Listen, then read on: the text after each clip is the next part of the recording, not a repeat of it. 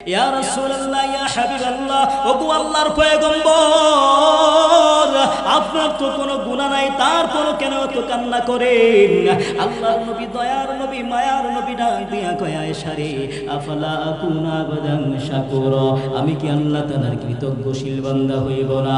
আমার বন্ধু, আমার ভাইরা, আল্লাহর নবী পৃথিবীর সবচাইতে দামি মানুষ হওয়ার পর আল্লাহর নিয়ামতের শুকর আদায় করে, কিন্তু আমরা তার উম্মত হওয়ার পরেও, সাধারণ মানুষ হওয়ার পরেও আল্লাহর শুকর আদায় করি না। আমার বন্ধু, আমার ভাইরা, তাদের ব্যাপারে আমার আল্লাহ বলেন, লা ইন শাকারতুম লা আযীদান্নাকুম ওয়া লা ইন কাফারতুম ইন্না আযাবি লাশাদীদ। বান্দারে, আমি যে নিয়ামত তোমাদেরকে দিয়েছি, নিয়ামত ভোগ করো, নিয়ামতের শুকর আদায় করো, আমি আল্লাহ নিয়ামত বাড়ায় দেব। আর যদি না শুকরি করো, নিয়ামত তো কাইরা নেবই। ইন্না আযাবি লাশাদীদ, আমার ধরা বড় কঠিন, শাস্তি বড় কঠিন। আমি যাদেরকে ধরছি হালকার উপর ছাড়ি নাই, কলস কইরা ছাড়ছি। কি কইরা ছাড়ছে জোরে কোন? কলস কইরা ছাড়ছে। আমার আল্লাহ নমরুদরে কলস করছে জুতা দিয়া বাইরায়া। কি দিয়া বাইরায়া জোরে কোন? জুতা দিয়া বাইরায়া। আমার আল্লাহ ফেরাউনরে মারছে পানির ভিতরে ইঁদুরের বাচ্চার মতো চুবাইয়া, আবৃত করে পানি খাওয়াইয়া, পেটটা পটকা মাছের মতো বানাইয়া, পানির নিচে 3116 বছর ডুবাইয়া, পাঠের জাগানির মতো ডুবাইয়া, 3116 বছর পরে ধাক্কা দিয়া চরে ঠেকাইয়া দিছি। সেখান থেকে মানুষজন তুইলা নিয়া পরীক্ষা করে দেখে দ্বিতীয় রামচিজ আল্লাহ তাআলার দুশমন, ফেরাউন মুসা নবীর দুশমন, আসিয়ার দুশমন। আমার আল্লাহ তাআলা এত সুন্দর করে রাইখা দিছে। মিশর আল কাহিরা জাদুঘরের মধ্যে কাঠের বাক্স বানায়া আমার আল্লাহ ফেরাউনের লাশটা অক্ষুণ্ণ অবস্থায় রাখছে। দুনিয়ার কোনো মমি করা লাগে নাই, দুনিয়ার কোনো মেডিসিন দেওয়া লাগে নাই, অমনি ভালো আছে, অমনি ভালো আছে। আমার বন্ধু, আমার ভাইরা, দুনিয়ার যে কোনো জিনিস তত সময় পর্যন্ত পচে না যত সময় না পর্যন্ত ব্যাকটেরিয়া তাকে আক্রমণ না করে। ব্যাকটেরিয়া এক চা চামচ মাটির ভিতরে 25 লক্ষ ব্যাকটেরিয়া থাকে। কত থাকে? 25 লক্ষ ব্যাকটেরিয়া। এত ছোট্ট ছোট্ট কীট পোকা পাওয়ারের গ্লাস ছাড়া দেখা যায় না, অরবিক্রম ছাড়া দেখা যায় না, মাইক্রোস্কোপ ছাড়া দেখা যায় না। এত ছোট্ট ছোট্ট কীট পোকাগুলা ফেরাউনকে স্পর্শ করে নাই, ফেরাউনের কাছে যায় নাই। আমার বন্ধু, আমার ভাইরা, এই জন্য ফেরাউন পচে নাই। আমার বন্ধু, আমার ভাইরা রে, আমরা যদি আল্লাহর নিয়ামতের শুকর আদায় না করি, আমাদের অবস্থা এর চাইতেও খারাপ করতে পারেন কে? খারাপ করতে পারে আল্লাহ। এজন্য মুসলমান বন্ধু, আল্লাহর নিয়ামতের শুকর আদায় করতে হবে। আর কেন করব না, কেন করব না? আমি আর আপনি যদি আমার দেহের মধ্যে তাকাই, এই মাথার চুল থেকে নিয়ে পায়ের তলা পর্যন্ত তাকায় দেখি, এত নিয়ামত দিয়েছেন কে? আমার বন্ধু, আমার ভাইরা, আল্লাহর নবীর সাহাবী দূর থেকে তাকায় দেখতেছি, ওই লম্বা লোকটা আল্লাহর নবীকে বলছেন, নবীজি, এই খাবারগুলো আপনি খান, খাবারগুলো আপনি খান। আল্লাহর নবী, দয়ার নবী, মায়ার নবী বলছেন, এই খাবারগুলো আমি কিভাবে খাবো? আমার একজন সাহাবী আছে, আমার একজন সাথী আছে, ওইখানে বসে আছে। আপনি যদি আমাকে অনুমতি দেন, আমার সাহাবীকে এখানে আনবো, আমরা 3 জন একসাথে খাবারগুলো খাইব। অনুমতি দিয়া দিল, সাহাবী আসলো, 3 জন খাবার খাইলেন। সর্বশেষ আলহামদুলিল্লাহ বলার সাথে সাথে খাবারের অংশগুলো উড়ে উড়ে আসমানের মধ্যে চলে গেছে। আমার বন্ধু, আমার ভাইরা, আল্লাহর নবী লম্বা লোক, 2 জনে পরস্পরে কথা বলতেছে। সর্বশেষ লম্বা লোকটা কান্না করতে করতে আসমানের মধ্যে চলে গেল। আল্লাহর নবীর সাহাবী হযরতে আনাস বড় চিন্তার মধ্যে পড়ে গেল, কিছুই তো বুঝতে পারলাম না। এবার হযরতে আনাস রাদিয়াল্লাহু তাআলা আনহু আল্লাহর নবীকে ডাক দিয়া বলতেছেন, নবীজি, আমি তো কিছুই বুঝতে পারলাম না। আল্লাহর নবী ডাক দিয়া বলতেছে, কি বুঝো নাই আমার কাছে বলো।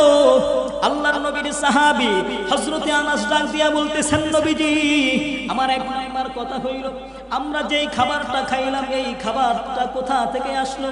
2 নাম্বার, নবীজি, আপনি যেই লম্বা লোকটার সঙ্গে কথা বললেন, ওই লম্বা লোকটার পরিচয় কি? 3 নাম্বার, নবীজি, ওই লম্বা লোকটার সঙ্গে আপনি কি কথা বললেন? 4 নাম্বার, নবীজি, ওই লম্বা লোকটা সর্বশেষ কান্না করতে করতে আসমানের মধ্যে চলে গেল। আল্লাহর নবী কিছুই তো বুঝতে পারলাম না। আল্লাহর নবী দয়ার নবী বলতেছেন, হে আমার সাহাবী, তুমি বুঝো না না রাসূল, আমি কিছুই বুঝতে পারি নাই। আল্লাহর নবী দয়ার নবী মায়ার নবী ডাক দিয়ে বলতেছেন, সাহাবী শোনো শোনো, আমরা যেই খাবারটা খাইলাম এটা দুনিয়ার কোনো সাধারণ খাবার নয়, এটা আমার মালিক আল্লাহর জান্নাতের খাবার। আমার বন্ধু আমার ভাইরা, হযরতে আনাস ডাক দিয়া বলতেছেন, ইয়া রাসূলুল্লাহ, ইয়া হাবিবাল্লাহ, ওগো আল্লাহর পয়গম্বর, এত সুন্দর সুস্বাদু খাবার আমার জীবনে কোনোদিন খাই নাই। আমার বন্ধু আমার ভাইরা, আল্লাহর নবী জান্নাতি খাবার তা তো বুঝতে পারলাম, কিন্তু নবীজি আপনি যেই লোকটার সঙ্গে কথা বললেন ওই লোকটার পরিচয় কি? আল্লাহর নবী দয়ার নবী ডাক দিয়া বলতেছেন, শোনো, ইনি দুনিয়ার কোনো সাধারণ কোনো মানুষ নয়, ইনি আল্লাহর একজন ফেরেশতা, হযরতে আল্লাহর ফেরেশতা, আসমানের মধ্যে থাকে হযরতে ইলিয়াস। জোরে বলেন সুবহানাল্লাহ। আল্লাহর ফেরেশতা হযরত ইলিয়াস। আমার বন্ধু আমার ভাইরা, আল্লাহর নবীর সাহাবী ডাক দিয়া বলতেছেন, নবীজি এটা তো হযরত ইলিয়াস, তা তো বুঝতে পারলাম, কিন্তু নবীজি তার সঙ্গে আপনি কি কথা বললেন? আল্লাহর নবী দয়ার নবী মায়ার নবী ডাক দিয়া বলে, শোনো, তার সঙ্গে আমি কথা বলেছি, সে আমার কাছে আয়েশা বলতেছেন, নবীজি আমি দুনিয়াতে থাকি না, আমি আসমানের মধ্যে থাকি। আসমানের মধ্যে ফেরেশতারা শুধু বলে উম্মতি মুহাম্মাদি জিকির করেছে, উম্মতি মুহাম্মাদি কোরআন তেলাওয়াত করেছে, উম্মতি মুহাম্মাদি মাদ্রাসা কায়েম করেছে, উম্মতি মুহাম্মাদি মসজিদ প্রতিষ্ঠা করেছে, উম্মতি মুহাম্মাদি ওয়াজ মাহফিলে উপস্থিত হয়েছে।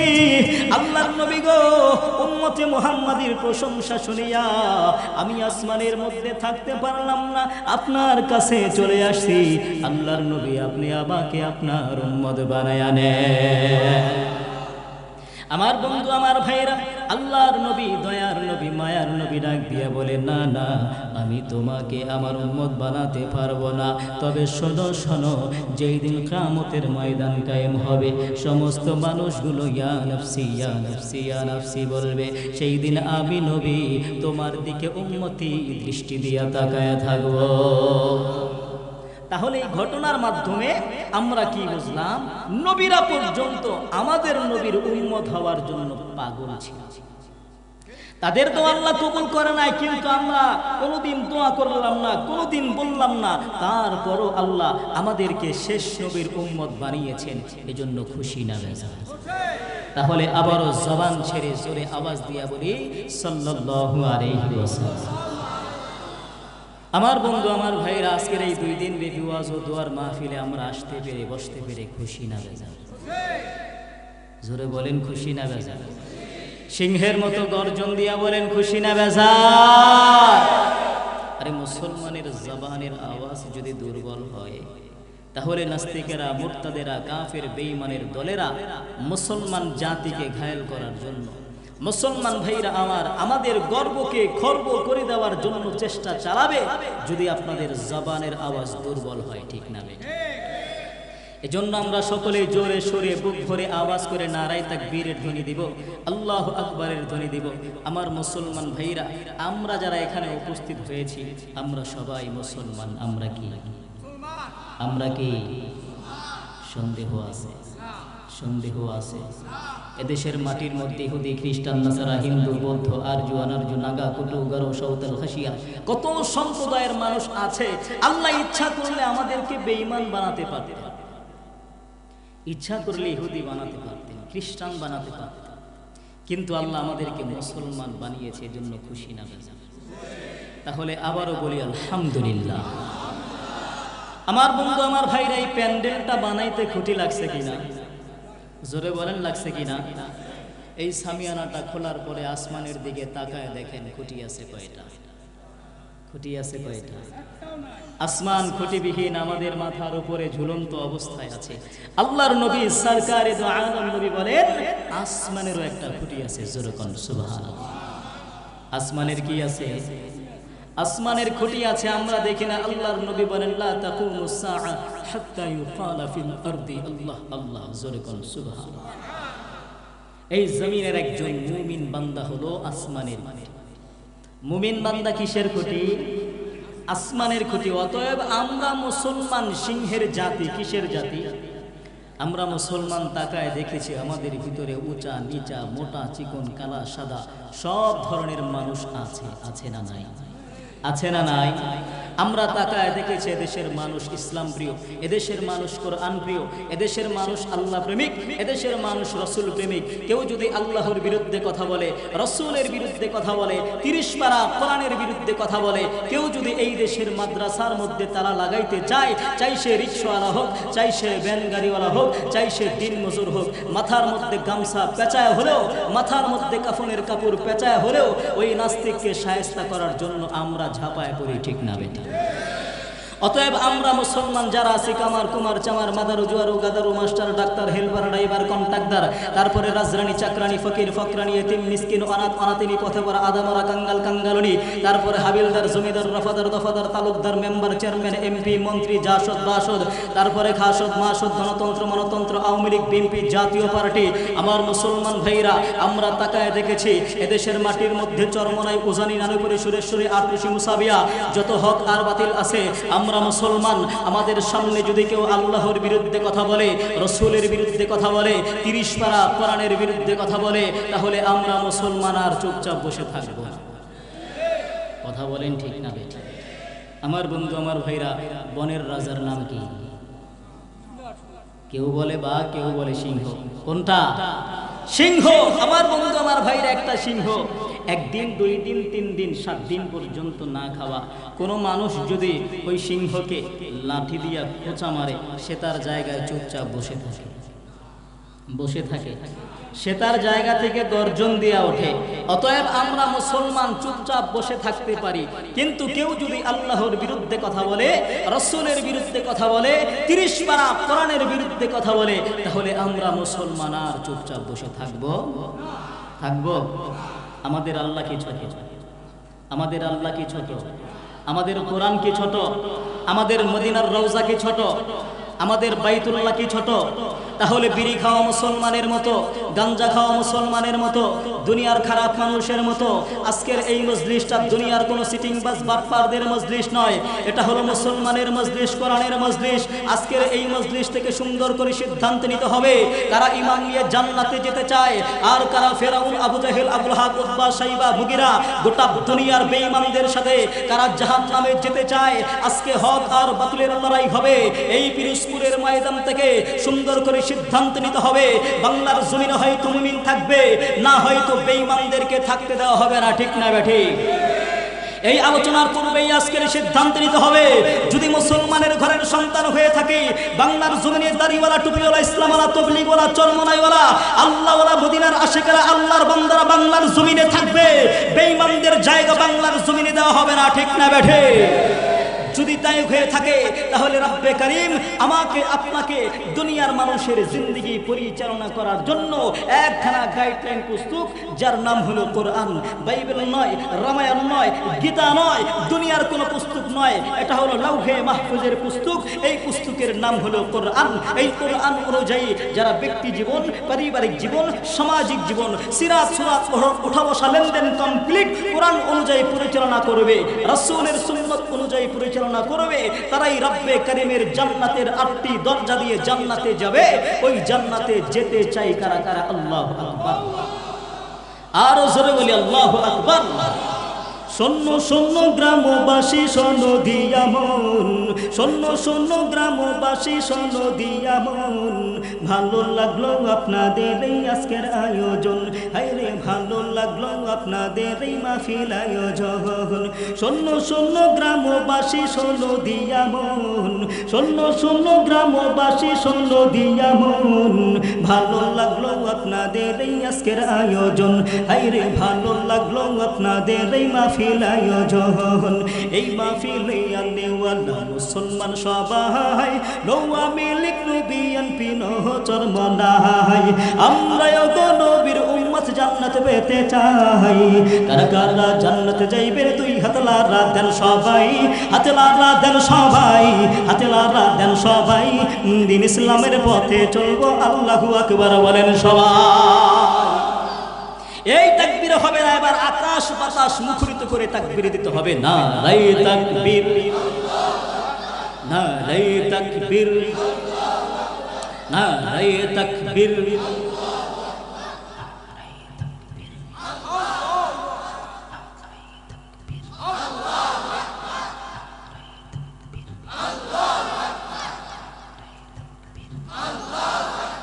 আলিমুল্লামা যেখানে, আলিমুল্লামা যেখানে, ওয়াজ মাহফিল যেখানে, মসজিদ মাদ্রাসা যেখানে,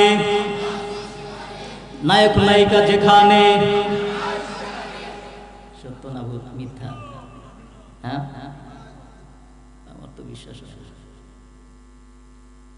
বিশ্বাস হয়? হাই হাই, আজকে দেখবেন এক শ্রেণীর মানুষ, আগে মনে করতাম ঢাকা শহর, ঢাকা শহর সারা বাংলাদেশের সব জায়গায় এক শ্রেণীর মানুষ নায়ক নায়িকাদেরকে নিজেদের আইডল বানিয়েছে। নাউজুবিল্লাহ বলেন। নায়ক নায়িকাদের অনুসরণ করে রাস্তার মধ্যে চলছে, বলে হুজুর আমারে চিনেন, আমার million million follower, million million মানুষ আমাকে ফলো করে, আমার ফেসবুক আইডি, মিলিয়ন মিলিয়ন মানুষ আমার ভিডিও দেখে। কোথায় পাই? কেন হুজুর জানেন না? আমাদের দেশের নায়ক নায়িকা, তাদের কাছ থেকে আমরা শিখেছি। নারায়ণগঞ্জে একটা ছেলেকে ডাক দিলাম, এদিকে আসো বাবা, কে মারছে তোমারে? না হুজুর মারে নাই। তুমি মারছো গা ওরে? না হুজুর আমিও তো মারি নাই। তো প্যান ছিঁড়ছে কেমনে? বলে হুজুর ছিঁড়া না স্টাইল। কি বলে? ছিঁড়া না স্টাইল।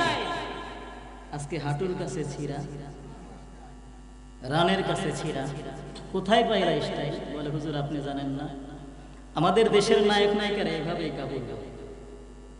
আজকে নায়ক নায়িকাদের অনুসরণ করে হাঁটুর কাছে ছিঁড়লা, নায়ক নায়িকাদের অনুসরণ করে রানের কাছে ছিঁড়লা, সামনে নায়ক নায়িকারা কোথায় ছিঁড়লে তুমি কোথায় ছিঁড়বা আল্লাহ ভালো জানে। কথা বলেন ঠিক না? আজকে রাস্তায় বের হলে পুরুষ আর নারী চেনা যায় না। দূর থেকে দেখলে মনে হয় পুরুষ মানুষ, সামনে যাবেন মহিলা, আছে না? দূর থেকে দেখা যাবে মহিলা মানুষ, সামনে যাবেন পুরুষ। এটা আজকে আমাদের জামানা হয়ে গেছে। আজকে দেখা যায় মেয়েরা জিন্সের প্যান্ট পরে, গেঞ্জি টাইট টাইট ফিটিং গেঞ্জি, শার্ট পরে। এখন তো আমাদের হুজুরদের পাঞ্জাবিও পরে, দেখছেন কিনা? হুজুরদের পাঞ্জাবিও তারা পরে। নাউজুবিল্লাহ বলে। কিয়ামত বেশি দূরে না, কিয়ামত বেশি দূরে না। আজকে আমার আপনার মেয়ে জিন্সের প্যান্ট পরে, টাইট ফিটিং জামা কাপড় পরে রাস্তায় চলছে। আমার আপনার ছেলে মেয়েদের মতো চুলের ভিতরে খোপা করে, কান ছিদ্র করে, কানের ভিতরে স্বর্ণের অলংকার পরিধান করে, আছে না? নাই। কান ছিদ্র করা পুরুষের সিফাত নাকি নারীদের? পুরুষের নাকি নারীদের? নারীদের সিফাত।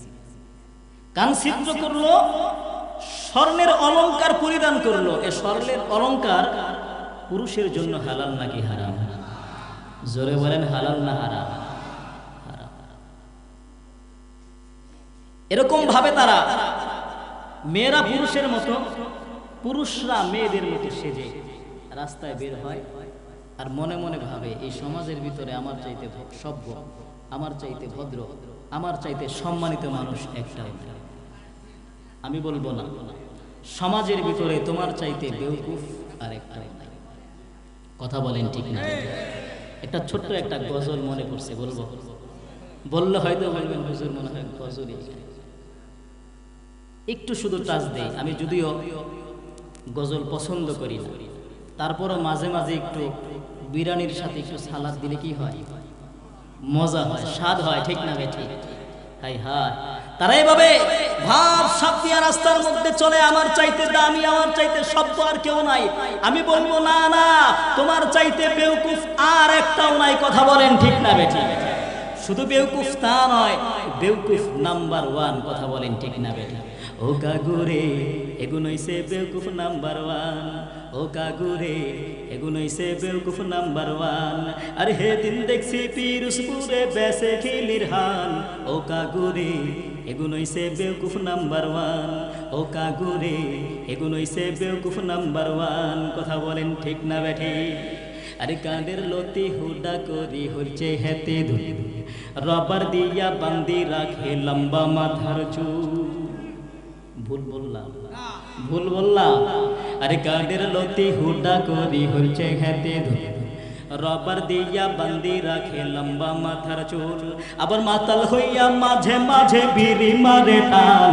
ও কাগুরে এগুন হইছে বেউকুফ নাম্বার 1। ও কাগুরে এগুন হইছে বেউকুফ নাম্বার 1। কথা বলেন ঠিক না বেঠি? আরে লম্বা চুল রে কাটি সাটি সড়ক হইছে হিতি, স্কিন টাইটের হোশাক হরি হইছে হুরুষ জাতি। কথা বলেন ঠিক না বেঠি? আমার বন্ধু আমার ভাইরা, আজকে বাজারে ঢুকলে দেখা যায় পুরুষের চাইতে মহিলাদের সংখ্যাই বেশি। রাস্তায় আমি আর আপনি চলতে পারি না। আজকে সব জায়গায় শুধু গুনাহ আর গুনাহ। আপনি ভালো কাজ করতে যাবেন, দিবে না। ভালো কাজ আপনাকে করতে দিবে না। রাস্তায় বের হইলেন, সুন্দর নিয়ত করলেন গুনাহ করব, গুনাহ করবো না, আল্লাহর উপর ভরসা করে রাস্তায় বের হয়েছেন, নিচের দিকে তাকায় হাঁটতেছেন, একজন ধাক্কা মেরে চলে গেছে, মনে করছেন আপনার বন্ধু, তাকায় দেখেন না এ তো বান্ধবী। কথা বলেন ঠিক না বেঠি? আজকে হুজুরও দেখে না, সাধারণ মানুষও দেখে না, এমনই চলতেছে শহরের ভিতরে। কথা বলেন ঠিক না? কিন্তু মুসলমান বন্ধু, এই আমার আপনার ছেলে মেয়েকে কে নষ্ট করে জানেন? কে কে? আমার আপনার ছেলেকে এটা নষ্ট করে দিয়েছে। আজকে আমার আপনার সন্তান মাদ্রাসায় যায় না, স্কুলে যায় না, ঠিক মতো খাওয়া দাওয়া করে না। কিরে সন্তান, খাও না কেন? স্কুলে যাও না কেন? মাদ্রাসায় যাও না কেন? যাবো না, খাবো না কেন? আমার বন্ধুর মোবাইল আছে, আমার নাই। আমার বন্ধুর মোবাইল আছে, আমার নাই। সে সুন্দর ছবি তোলে, ভিডিও করে, আমি করতে পারি না। মোবাইল দিলে তারপরে স্কুলে যাবে, বলে কি না? আপনি যদি আজকে সন্তানের মায়ায় পড়ে, সন্তানের কান্নায় পড়ে যদি সন্তানকে মোবাইল কিনে দেন, সুদূর ভবিষ্যতে এই সন্তান আপনার ঘাড় ধরে ঘর থেকে বের করবে। এখন থেকে সন্তানকে সুশিক্ষা দিতে হবে। এখন থেকে যদি শিক্ষা না দেন, তাহলে সন্তান ভবিষ্যতে আপনার কথা শুনবে না। এই জন্য আমার আপনার দায়িত্ব হলো, আমার আপনার সন্তান যেন গুনার দিকে আগাইতে না পারে। আজকে এই পরিমাণ চোখের গুনাহ হচ্ছে, রাস্তায় বের হইলে গুনাহ, ঘরের মধ্যে বসে আছে তাও গুনাহ, ঘুমায় আছে তারপরে চোখের মাধ্যমে গুনাহ হচ্ছে। কথা বলেন ঠিক না? এজন্য সন্তানকে গাইডলাইন দেওয়ার দায়িত্ব হলো আপনার আমার। আমি আর আপনি যদি সন্তানকে এখনই সঠিক শিক্ষা দিতে না পারি, তাহলে এই সন্তান আমার কথা শুনবে না। আমার আপনার জন্য বৃদ্ধাশ্রম তৈরি হয়ে আসে। আজ থেকে 20 বছর আগে এত বৃদ্ধাশ্রম ছিল, আজকে জায়গায় জায়গায় বৃদ্ধাশ্রম দেখা যায়। কেন? সন্তানকে সুশিক্ষা আমরা দিতে পারি নাই, কোরআনী শিক্ষা দিতে পারি নাই, ইসলামী শিক্ষা দিতে পারি নাই। যার কারণে এই সন্তান আমার জন্য আপনার জন্য চিন্তা করে, এই বাবা মা বৃদ্ধ হয়ে গেছে আর ভালো লাগে না, যাও বৃদ্ধাশ্রমে পাঠায়। বহু মা বাবার বৃদ্ধাশ্রমের কষ্টের জীবনী, কষ্টের কাহিনী। এজন্য মুসলমান বন্ধু, এখন থেকেই শিক্ষা নিতে হবে। এই মোবাইল আমরা সন্তানকে দিব, জোরে বলেন দিব? সন্তানকে আমরা মোবাইল দিব না। একটু আওয়াজ দিয়ে বলেন নারায়ে তাকবীর। আর একটু জোরে বলেন নারায়ে তাকবীর। আমার বন্ধু আমার ভাইরা, ক্লাসের ভিতরে ছাত্র হয় 3 প্রকার। কয় প্রকার? জোরে বলেন কয় প্রকার? এখানে যত মানুষ আছেন তার ভিতরে 3 প্রকার। সারা বাংলাদেশের ভিতরে মুসলমানও 3 প্রকার। কয় প্রকার? একদল আসছে, কথা বলে, একদল আসছে মাহফিল দেখতে, আমাদের পক্ষে না বিপক্ষে। যদি পক্ষে বলে হুজুর ঠিক আছে, আর যদি বিপক্ষে বলে তাহলে হুজুরের নৌকার মধ্যে উঠাইয়া বঙ্গোপসাগরে নিয়ে সুবাই মাইরা। কথা বলে। আরেক দল আসছে, দেখি ধানের শীষের বিরুদ্ধে বলে কিনা। যদি ধানের শীষের বিরুদ্ধে বলে তাহলে হুজুরের একাশি দিয়ে নলা কাইটটা দেবে। কথা বলেন ঠিক না? এই মুসলমান এখানে বিরুদ্ধে আর পক্ষে নয়। আজকের সমস্ত মুসলমান ঐক্যবদ্ধ হয়ে হকের বাতি উড্ডীন করার জন্য, বাংলার জমিনে সমস্ত নাস্তিক মুরতাদদেরকে খাদার জন্য আজকের এই সম্মেলন। কথা বলেন ঠিক না বেঠে? আমার বন্ধু আমার ভাইরা, আমি প্রায় প্রায় সময় বলে থাকি, বিভিন্ন দেশের মুসলমান আমাদেরকে দেখলে বলে, ভাই তোমরা বাংলাদেশ, ভারত, পাকিস্তানের মুসলমান জান্নাতি পরিবেশে বসবাস করো। ওরা আমাদেরকে দেখলে বলে আমরা জান্নাতি পরিবেশে বসবাস করি। কেন বলে? এজন্য বলে যে ভাই আমরা যখন ঘর থেকে বের হই সর্বপ্রথম হাতের ডানে মাদ্রাসা, বামে স্কুল, সামনে মসজিদ দেখতে পাই, যার কারণে আলেম ওলামাদের সাথে আমাদের সাক্ষাৎ হয়, মাদ্রাসার ছাত্রদের সাথে সাক্ষাৎ হয়, মুরব্বী আর নামাজিদের সাথে আমাদের সাক্ষাৎ হয়, যার কারণে আমাদের পরস্পর একটা মিল মোহাব্বত পয়দা হয়। আর ওরা বলে ভাই আমরা যখন ঘর থেকে বের হই সর্বপ্রথম ইহুদি যাজক, খ্রিস্টান পাদ্রী আর হিন্দু ঠাকুরদের সাথে সাক্ষাৎ হয়। এই হিসাবে আসলে আমাদের কপাল ভালো, ভাগ্য ভালো, ঠিক না বেটা? রাশিয়ার মুসলমানরা বলে ভাই দীর্ঘ 40 বছরের ভিতরে একজন বিজ্ঞ আলেমের সাথে আমরা সাক্ষাৎ করতে পারি না, কিন্তু বাংলার জমিনে লক্ষ লক্ষ আলেম ওলামা, মুফতি, মুহাদ্দিস। এই যে আপনাদের মাদ্রাসার মুহতামিম মুফতি নিয়ামতুল্লাহ সাহেব, এত বড় একজন আলেম, চেহারার দিকে তাকায় থাকবেন তো সগীরা গুনাহ। বসনিয়ার ভিতরে একটি কোরআন শরীফের সন্ধান পাওয়া গেল। যুবকরা 40 মাইল, 45 মাইল, 50 মাইল হেঁটে হেঁটে ওই বৃদ্ধা মহিলার ঘরে যায়, কোরআন শরীফটা হাতে নেয়, বুকের সাথে জড়ায় ধরে, চুম্মা খায়, আবার 40 মাইল, 45 মাইল, 50 মাইল হেঁটে হেঁটে চলে যায়। বসনিয়ার সরকার যদি জানতে পারে অবস্থা শেষ। এই হিসাবে আসলে আমাদের কপাল ভালো, ভাগ্য ভালো, ঠিক না বেটা? এজন্য আমরা সকলেই শুকরিয়া আদায় করি যে আল্লাহ আমাদেরকে এমন একটি দেশে মুসলমানের ঘরে জন্মগ্রহণ করার তৌফিক দান করেছেন, যেই দেশের রাজধানী মসজিদের শহর, যেই দেশটাই মাদ্রাসার দেশ, যেই দেশের ভিতরে 360 আউলিয়া, 360 আউলিয়া হিসাবে দেশটা প্রসিদ্ধ, 12 আউলিয়া হিসাবে দেশটা প্রসিদ্ধ, যেই দেশের ভিতরে স্বয়ং শাহ জালাল ইয়ামানি সোয়া, শাহ মাকদুম শাহ কোরআন সোয়া, যেই দেশের ভিতরে হাজী শরীয়তুল্লাহ সোয়া, যেই দেশটাকে তিতুমিরের দেশ বলা হয়, স্বয়ং দারুল উলুম দেওবন্দ থেকে 3 জন আলেম আসতেছিল, উপরে সাদা ছিল, ভিতরে সাদা, একজন শাহ মুহাম্মদুল্লাহ হাফিজি হুজুর, আরেকজন মুজাহিদে আজম শামসুল হক ফরিদপুরি, আরেকজন আব্দুল ওয়াহাব পিরিজি হুজুর। দেওবন্দ ডিক্লার দিয়ে দিল 3 সুফায়েত बंगाल के तरफ जा रहे हैं, जहाँ जाएगा चमकाएगा, जहाँ जाएगा नूर आबार नूर होगा। আবার 3 জন আলেম আসতেছিল, উপরে কালা ছিল, ভিতরে সাদা, একজন নুরুদ্দিন গওহারপুরি, আরেকজন মুসাইদ হুসাইন বয়ানপুরি, আরেকজন আব্দুল্লাহ হক হরিপুরি। দেওবন্দ ডিক্লার দিয়ে দিল 3 কালে बंगाल के तरफ जा रहे हैं, जहाँ जाएगा चमकाएगा, जहाँ जाएगा नूर आबार नूर होगा। ওই 3 জন যেই দেশের ভিতরে শোয়া, যেই দেশের ভিতরে হাবিবুল্লাহ বানিয়া হাটহাজারে শোয়া, যেই দেশের ভিতরে মুফতি আজম মুফতি ফৈজুল্লাহ বানিয়া হাটহাজারে শোয়া, যেই দেশের ভিতরে মুজাহিদে মিল্লাত মুফতি ফজলুল হক আমিনী শোয়া, যেই দেশের ভিতরে আল্লামা ইসহাক চরমনাই শোয়া, এমন একটি দেশে আরো শুকরিয়া আদায় করলাম যেই দেশের ভিতরে লক্ষ লক্ষ মিলিয়ন বিলিয়ন মুফতি মুহাদ্দিস, হাজার হাজার মসজিদ মাদ্রাসা, আরো শুকরিয়া আদায় করলাম যেই দেশের ভিতরে শেখে বাগা, শেখে বানিয়া, যাদেরকে ইমামে মাদানী বলা হয়, এমন একটি দেশে আমাকে আপনাকে মুসলমানের ঘরে জন্মগ্রহণ করার তৌফিক দান করেছেন। চিৎকার দিয়া বলি আলহামদুলিল্লাহ। আমার বন্ধু, আমার ভাইরা, এমন একটি দেশে জন্মগ্রহণ করতে পেরে আমরা খুশি না বেজার? জোরে বলেন খুশি না বেজার? হাই হাই, এমন দেশে বসবাস করি মনে হয় যেন মায়ের গর্ভে আছি, মনে হয় যেন মায়ের গর্ভে আছি। হাই হাই, বিভিন্ন রাষ্ট্রে তাকায় দেখেন মুসলমানদের উপর কি জুলুম নির্যাতন যাচ্ছে। আজকে আল্লাহ আমাদেরকে হেফাজত করেছেন, তার কারণ কি জানেন? তার কারণ হলো আপনাদের এই মাদ্রাসা। এই মাদ্রাসার ছাত্ররা সেই ভোর 4টার সময় কোরআনের তেলাওয়াত করে। তাদের তেলাওয়াতের বরকতে আমার আল্লাহ আমাকে আপনাকে সুস্থ রেখেছে। কথা বলেন ঠিক না বেটা? এই নিয়ামত দিয়েছেন কে? জোরে বলেন কে?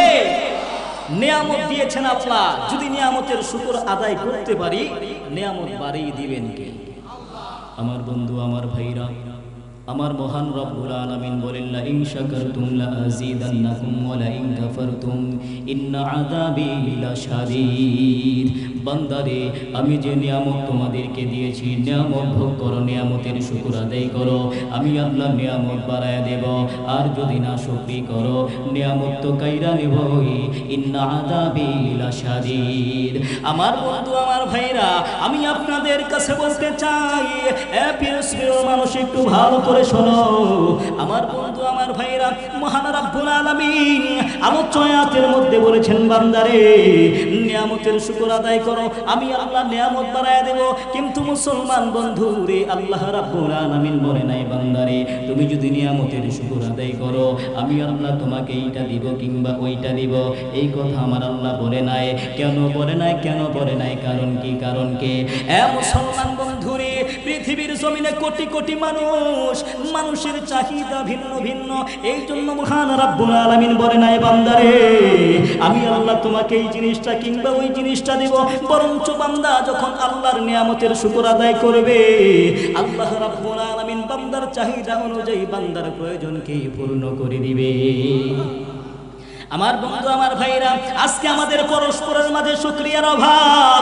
আজকে আমাদের মধ্যে শুকরিয়া নাই, শুকরিয়া নাই। আজকে মালিক শ্রমিকের শুকর আদায় করে না, শ্রমিক মালিকের শুকর আদায় করে না। আমার বন্ধু শ্রমিকের জন্য উচিত হইল মালিকের শুকরিয়া আদায় করা। কেননা মালিক যদি শ্রমিকের কাজের ব্যবস্থা করে না দিত তাহলে শ্রমিক তার পরিবার পরিচালনা করতে পারতেন না। এই জন্য শ্রমিকের জন্য উচিত হইল মালিকের শুকরিয়া, আর মালিকের জন্য শ্রমিকের। কেননা শ্রমিক যদি মালিকের ফ্যাক্টরির মধ্যে কাজ না করতেন তাহলে মালিক এত টাকা পয়সার মালিক হইতে পারত না। এই জন্য পরস্পরে শুকরিয়া আদায় করা দরকার আছে না নাই? আরো জোরে বলেন আছে না নাই? আমার বন্ধু আমার ভাইরা, আমি আপনাদের কাছে বলতে চাই, গ্রামগঞ্জের মুসলমান একটু ভালো করে শোনো। এই পৃথিবীর মধ্যে আমরা কিন্তু বেশি দিন থাকতে পারবো না। আমরা শেষ নবীর উম্মত হইলাম। আল্লাহর নবী, দয়ার নবী, মায়ার নবীকে আমার মহান রব্বুল আলামিন সৃষ্টিগুলির মধ্যে সবচাইতে শ্রেষ্ঠ দামি বানাইলেন। আমার বন্ধু আমার ভাইরা, সেই দামি মানুষ হওয়ার পরেও আল্লাহর নিয়ামতের শুকর আদায় করে। আমার বন্ধু আমার ভাইরা, হযরতে বারা রাহমাতুল্লাহি আলাইহি আল্লাহর নবীর স্ত্রী হযরত আয়েশা সিদ্দিকার কাছে চলে গেলেন। হযরত আয়েশাকে ডাক দিয়ে বলতেছেন, আয়েশা রে, আপনি আল্লাহর নবী, দয়ার নবী, মায়ার নবীর যে সকল মুজিজা প্রত্যক্ষ করেছেন আমাকে একটু বলেন। হযরতে আয়েশা ডাক দিয়া বলে, আল্লাহর নবীর সকল কাজই হলো মুজিজা। জোরে বলুন সুবহানাল্লাহ। আল্লাহর নবীর সকল কাজই হলো মুজিজা। তবে শোনো শোনো, আল্লাহর নবী, দয়ার নবী, মায়ার নবী একদিন রাতের বেলা আমার ঘরের মধ্যে আসলেন। আল্লাহর নবী এমনকি আমার বিছানার মধ্যে শায়িত হইল। আমার শয়্যায় শায়িত হওয়ার পর আল্লাহর নবী, দয়ার নবী, মায়ার নবীর শরীর মুবারক আমার শরীরকে স্পর্শ করলেন।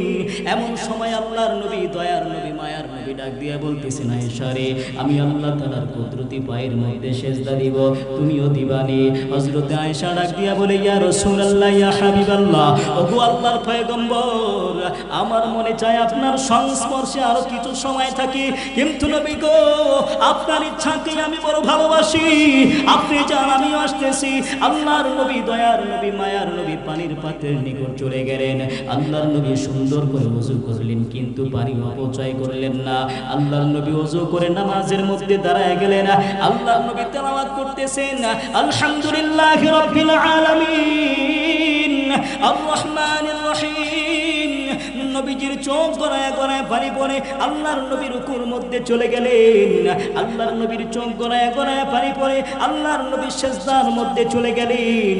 নবীজির চোখ গড়ায় গড়ায় পানি পড়ে। হযরতে আয়েশা সিদ্দিকা রাদিয়াল্লাহু তাআলা আনহা বড় চিন্তার মধ্যে পড়ে গেলেন। আরে নবীর তো কোনো গুনাহ নাই, আরে নবীর তো কোনো গুনাহ নাই, তারপর নবী এত কান্না করেন কারণ কি? আমার বন্ধু আমার ভাইরা, সে বড় চিন্তার মধ্যে পড়ে গেলেন। আল্লাহর নবী, দয়ার নবী, মায়ার নবী সাল্লাল্লাহু আলাইহি ওয়াসাল্লাম ডান দিকে সালাম ফিরাইলেন, বাম দিকে সালাম ফিরাইলেন। হযরতে আয়েশা ডাক দিয়া বলে, ইয়া রাসূলুল্লাহ, ইয়া হাবিবাল্লাহ, ওগো আল্লাহর পয়গম্বর, আপনার তো কোনো গুনাহ নাই, তারপরও কেন এত কান্না করেন? আল্লাহর নবী, দয়ার নবী, মায়ার নবী ডাক দিয়া কয় আয়েশা রে, আফালা আকুনা আবাদান শাকুরা, আমি কি আল্লাহ তাআলার কৃতজ্ঞশীল বান্দা হইব না? আমার বন্ধু, আমার ভাইরা, আল্লাহর নবী পৃথিবীর সবচাইতে দামি মানুষ হওয়ার পর আল্লাহর নিয়ামতের শুকর আদায় করে, কিন্তু আমরা তার উম্মত হওয়ার পরেও, সাধারণ মানুষ হওয়ার পরেও আল্লাহর শুকর আদায় করি না। আমার বন্ধু, আমার ভাইরা, তাদের ব্যাপারে আমার আল্লাহ বলেন, লা ইন শাকারতুম লা আযীদান্নাকুম ওয়া লা ইন কাফারতুম ইন্না আযাবি লাশাদীদ। বান্দারে, আমি যে নিয়ামত তোমাদেরকে দিয়েছি, নিয়ামত ভোগ করো, নিয়ামতের শুকর আদায় করো, আমি আল্লাহ নিয়ামত বাড়ায় দেব। আর যদি না শুকরি করো, নিয়ামত তো কাইরা নেবই। ইন্না আযাবি লাশাদীদ, আমার ধরা বড় কঠিন, শাস্তি বড় কঠিন। আমি যাদেরকে ধরছি হালকার উপর ছাড়ি নাই, কলস কইরা ছাড়ছি। কি কইরা ছাড়ছে যখন কলস কইরা ছাড়ছে, আমার আল্লাহ নমরুদরে কলস করছে জুতা দিয়া বাইরায়া। কি দিয়া বাইরায়া যখন? জুতা দিয়া বাইরায়া। আমার আল্লাহ ফেরাউনরে মারছে পানির ভিতরে ইঁদুরের বাচ্চার মতো চুবাইয়া, আবৃত করে পানি খাওয়াইয়া, পেটটা পটকা মাছের মতো বানাইয়া, পানির নিচে 3116 বছর ডুবাইয়া, পাঠের জাগানির মতো ডুবাইয়া, 3116 বছর পরে ধাক্কা দিয়া চরে ঠেকায়া দিছি। সেখান থেকে মানুষজন তুইলা নিয়া পরীক্ষা করে দেখে দ্বিতীয় রামচিজ আল্লাহ তাআলার দুশমন, ফেরাউন মুসা নবীর দুশমন, আসিয়ার দুশমন, আমার আল্লাহ তাআলা এত সুন্দর করে রাইখা দিছে। মিশর আল কাহিরা জাদুঘরের মধ্যে কাঠের বাক্স বানায়া আমার আল্লাহ ফেরাউনের লাশটা অক্ষুণ্ণ অবস্থায় রাখছে। দুনিয়ার কোনো মমি করা লাগে নাই, দুনিয়ার কোনো মেডিসিন দেওয়া লাগে নাই, অমনি ভালো আছে, অমনি ভালো আছে। আমার বন্ধু, আমার ভাইরা, দুনিয়ার যে কোনো জিনিস তত সময় পর্যন্ত পচে না যত সময় না পর্যন্ত ব্যাকটেরিয়া তাকে আক্রমণ না করে। ব্যাকটেরিয়া এক চা চামচ মাটির ভিতরে 25 লক্ষ ব্যাকটেরিয়া থাকে। কত থাকে? 25 লক্ষ ব্যাকটেরিয়া। এত ছোট্ট ছোট্ট কীট পোকা পাওয়ারের গ্লাস ছাড়া দেখা যায় না, অরবিক্রম ছাড়া দেখা যায় না, মাইক্রোস্কোপ ছাড়া দেখা যায় না। এত ছোট্ট ছোট্ট কীট পোকাগুলা ফেরাউনকে স্পর্শ করে নাই, ফেরাউনের কাছে যায় নাই। আমার বন্ধু, আমার ভাইরা, এই জন্য ফেরাউন পচে নাই। আমার বন্ধু, আমার ভাইরা রে, আমরা যদি আল্লাহর নিয়ামতের শুকর আদায় না করি, আমাদের অবস্থা এর চাইতেও খারাপ করতে পারেন কে? খারাপ করতে পারে আল্লাহ। এজন্য মুসলমান বন্ধু, আল্লাহর নিয়ামতের শুকর আদায় করতে হবে। আর কেন করব না, কেন করব না?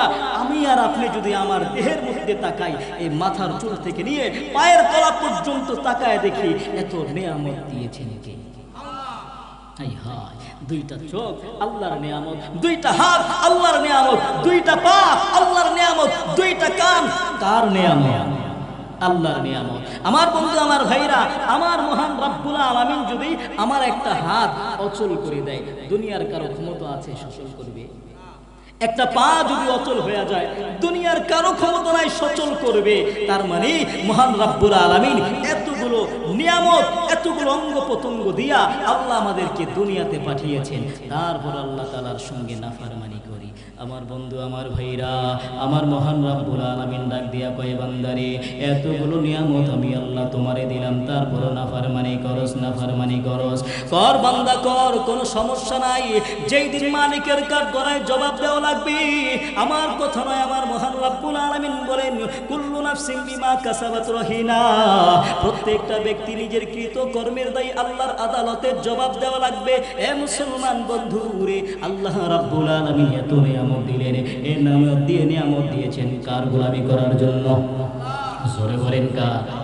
নিয়ামত দিয়েছেন আল্লাহর গোলামি করার জন্য, আল্লাহর ইবাদত করার জন্য। কিন্তু আমরা আল্লাহর গোলামি করি না, আল্লাহর ইবাদত করি না, গুনার মধ্যে লিপ্ত হয়ে গেছি। আমার বন্ধু, আমার ভাইরা, সদা সর্বদা চোখের গুনাহ করি। আমার বন্ধু, আমার ভাইরা, এই যে চোখ মহান রব্বুল আলামিন আমাকে আপনাকে দান করলেন, এই চোখের মাধ্যমে আল্লাহ গুনাহ করার জন্য চোখ দিল না, বরং চোখের মাধ্যমে ইবাদত করতে বলেছেন। আমার বন্ধু, আমার ভাইরা, আজকে সদা সর্বদা মানুষ চোখের গুনার মধ্যে লিপ্ত হয়ে গেছে। মুসলমান বন্ধুরে, এই চোখের মাধ্যমে আমরা যা কিছু দেখি আর না দেখি, সব হলো দুই ভাগে বিভক্ত। কয় ভাগ? জোরে বলেন, কয় ভাগ? এই চোখের মাধ্যমে আমরা যা কিছু দেখি আর না দেখি, সব হলো দুই ভাগে বিভক্ত। এক ভাগ চোখে দেখা যায়, আর এক ভাগ চোখে দেখা যায় না।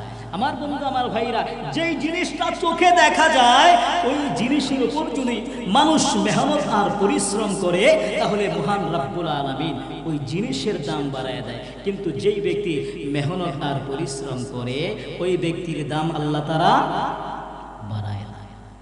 কিন্তু যেই জিনিসটা চোখে দেখা যায় না ওই জিনিসের উপর যদি মানুষ মেহনত আর পরিশ্রম করে তাহলে আমার আল্লাহ ওই জিনিসের দাম বাড়ায় না, বরঞ্চ যেই ব্যক্তি মেহনত আর পরিশ্রম করবে ওই ব্যক্তির দাম শুধু দুনিয়া নয় আখিরাতেও বাড়িয়ে দিবেন কে?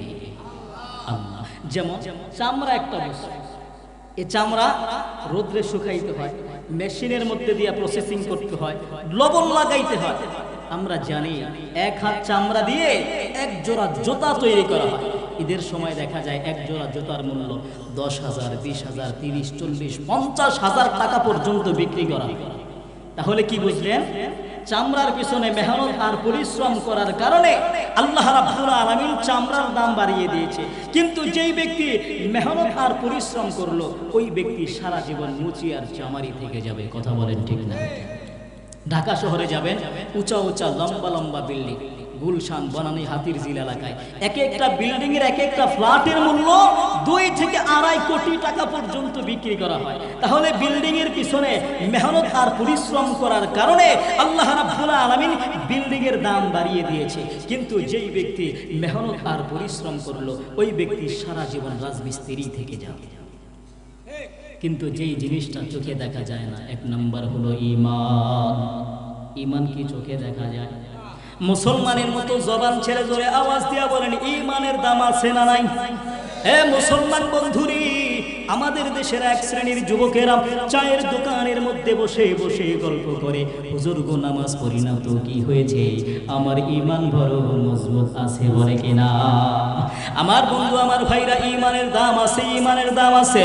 হে মুসলমান বন্ধুরি, যখন কোনো ব্যক্তি ঈমান আনে, কালিমা পড়ে, লা ইলাহা ইল্লাল্লাহ মুহাম্মাদুর রাসূলুল্লাহ পাঠ করি, একজন ফেরেশতা ওই ব্যক্তির কালিমা নিয়ে আল্লাহর দরবারে চলে যায়। আর একজন ফেরেশতা আল্লাহর পক্ষ থেকে জমিনের মধ্যে আসে।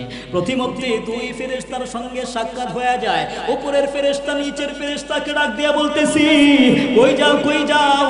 নিচের ফেরেশতা বলে আল্লাহর কাছে যাই। কেন যাও কেন যাও, কারণ কি? বলে জমিনের মধ্যে একজন বান্দা কালিমা পড়েছে, লা ইলাহা ইল্লাল্লাহ মুহাম্মাদুর রাসূলুল্লাহ পাঠ করেছে, ওই ব্যক্তির কালিমা নিয়ে আমি আল্লাহর কাছে যাচ্ছি। আমার বন্ধু আমার ভাইরা, নিচের ফেরেশতা উপরের ফেরেশতাকে বলে তুমি কোথায় যাও? ওই ফেরেশতা বলি, যেই ব্যক্তি সবেমাত্র কালিমা পাঠ করেছে ওই ব্যক্তির জন্য আল্লাহর পক্ষ থেকে ক্ষমার ঘোষণা নিয়ে যাচ্ছি। আমার বন্ধু আমার ভাইরা, আল্লাহর নবী, দয়ার নবী, মায়ার নবী বলেন, ইন্নাল ইসলামা ইয়াহদিমু মা কানা ক্বাবলা। হে মুসলমান বন্ধুরি, কোন ব্যক্তি যদি ইসলাম ধর্ম গ্রহণ করে, এই ইসলাম ধর্ম গ্রহণ করার কারণে আমার আল্লাহ তার সকল গুনাহগুলো মিটায়া দেয়, সকল গুনাহগুলো মিটায় দেয়। মুসলমান বন্ধুরে, আমার আল্লাহ রাব্বুল আলামিন বলেন, ইয়া আইয়ুহাল্লাযীনা আমানু আমিনু বিল্লাহি ওয়া রাসূলিহি। হে মুসলমান বন্ধুরে, আল্লাহ রাব্বুল আলামিন বলতেছেন, হে ঈমানদারগণ, তোমরা ঈমান আনো আল্লাহ এবং তার রাসূলের উপর। মুসলমান বন্ধুরে, আল্লাহ রাব্বুল আলামিন আমাদেরকে ঈমান আনতে বললেন আল্লাহ এবং তার রাসূলের উপর। আমার বন্ধু আল্লাহ বলেন, ইয়া আইয়ুহান নাস, হে লোক সকল, ইয়া আইয়ুহাল্লাযীনা কাফারু। আল্লাহ রাব্বুল আলামিন কাফির মুশরিককে বলছে না ঈমান আনো। আমার বন্ধু আমার আল্লাহ বলছেন, ইয়া আইয়ুহাল্লাযীনা আমানু, হে ঈমানদারগণ, আমিনু বিল্লাহি ওয়া রাসূলিহি, ঈমান আনো আল্লাহ এবং তার রাসূলের উপর। আমার বন্ধু আমার ভাইরা, মুফাসসিরিনে কিরাম বর্ণনা করে জানায় দেয়, দ্বিতীয় আমিনু দ্বারা ইত্তাকু উদ্দেশ্য, তাকওয়া অবলম্বন করা হইল উদ্দেশ্য। আমার বন্ধু আমার ভাইরা, যখন কোনো ব্যক্তি ঈমান আনবে তার জন্য 3টা কাজ। কয়টা? জোরে বলেন কয়টা? তার জন্য 3টা কাজ।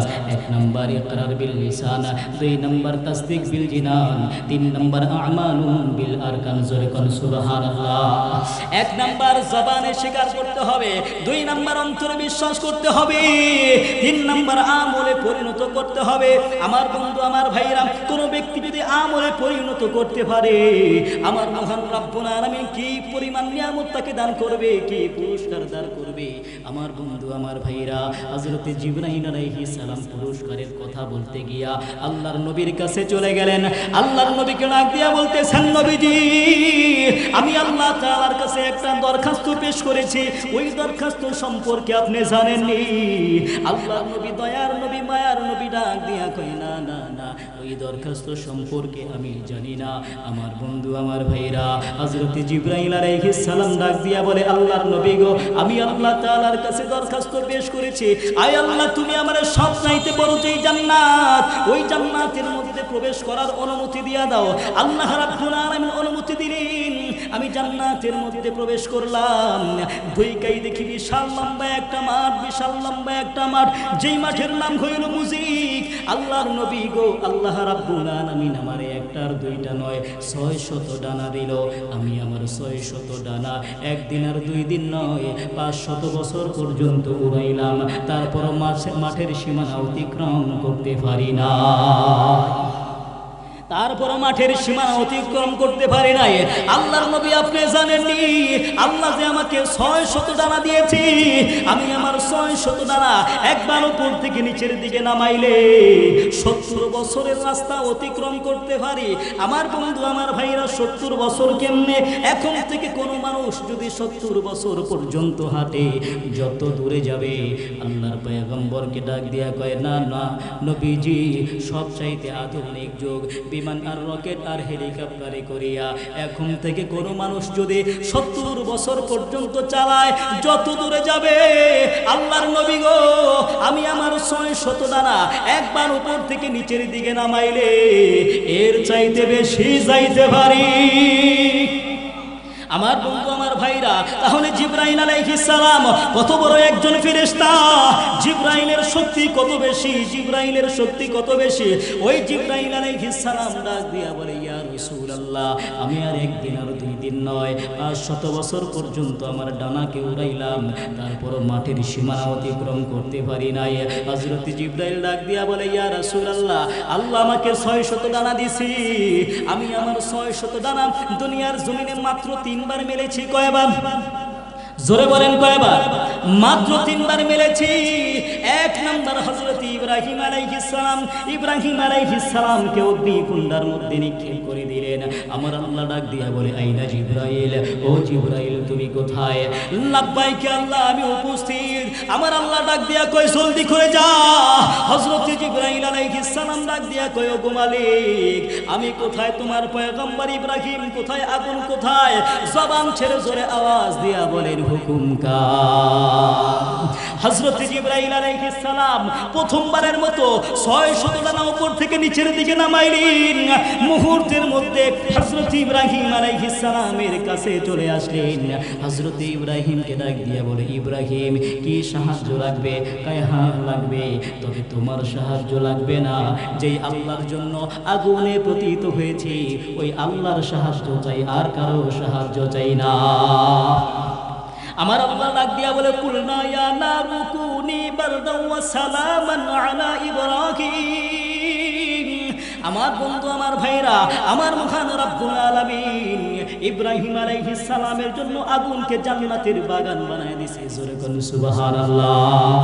2 নাম্বার আল্লাহর পয়গম্বর, আল্লাহ তাআলার ভারী পয়গম্বর হযরত ইউসুফ আলাইহিস সালাম, হযরত ইউসুফ আলাইহিস সালামকে সৎ ভাইরা মিলে কূপের মধ্যে ফেলে দিয়েছে। আমার আল্লাহ ডাক দিয়া বলে, আইনা জিবরাইল, ও জিবরাইল তুমি কোথায়? ও জিবরাইল তুমি কোথায়? লাব্বাইক আল্লাহ, আমি উপস্থিত। আমার আল্লাহ ডাক দিয়া কই, জলদি করে যা। হযরত জিবরাইল আলাইহিস সালাম ডাক দিয়া বলে, আল্লাহ গো, আমি কোথায়? তোমার পয়গম্বর ইউসুফ কোথায়? কোথায়? আবারও জবান ছেড়ে জোরে আওয়াজ দিয়া বলেন, হুকুম কা। আমার বন্ধু আমার ভাইরা, হযরত জিবরাইল আলাইহিস সালাম দ্বিতীয়বারের মতো 600 ডানা উপর থেকে নিচের দিকে নামাইলেন। হযরত ইউসুফ আলাইহিস সালামের কাছে চলে আসলেন। ইউসুফ আলাইহিস সালামকে বুকের সাথে জড়ায় ধরলেন। হযরত ইউসুফকে ডাক দিয়া বলে, ইউসুফ রে, তোমার এই অবস্থা কেন? বলে, সৎ ভাইরা করছে। কেন করছে বলতে পারি না। এই ইউসুফ রে, তোমার গায়ের মধ্যে দিয়ে জামা নাই, জামা কোথায়? ইউসুফ ডাক দিয়া কয়, সৎ ভাইরা খুইলা নিছে। কেন নিয়েছে বলতে পারি না, বলতে পারি না। আমার বন্ধু আমার ভাইরা রে, ইউসুফ আলাইহিস সালামের সৎ ভাইয়েরা ইউসুফ নবীর জামাটারে করিয়া ওই খাসির রক্তগুলো জামার মধ্যে লাগায়া আব্বাজির দরবারে নিয়ে গেছে। বাপজিকে ডাক দিয়া কয়, বাপজি আমাদের ভাইকে বাগে খেয়ে ফেলছে, এই যে রক্ত মাখা জামা নিয়ে আসছি। হযরত ইয়াকুব আলাইহিস সালাম কিছুই বললেন না, কিছুই বললেন না, শুধু একটা কথা বললেন, ফাসবরুন জামিল, এখন ধৈর্য ধরা ছাড়া আমার আর কোনো রাস্তা নাই। তবে ও সন্তানেরা কেমন বাগে খাইলো, জামার মধ্যে রক্ত লাগলো কিন্তু জামাটা বিন্দু মাত্র ছিঁড়ে না।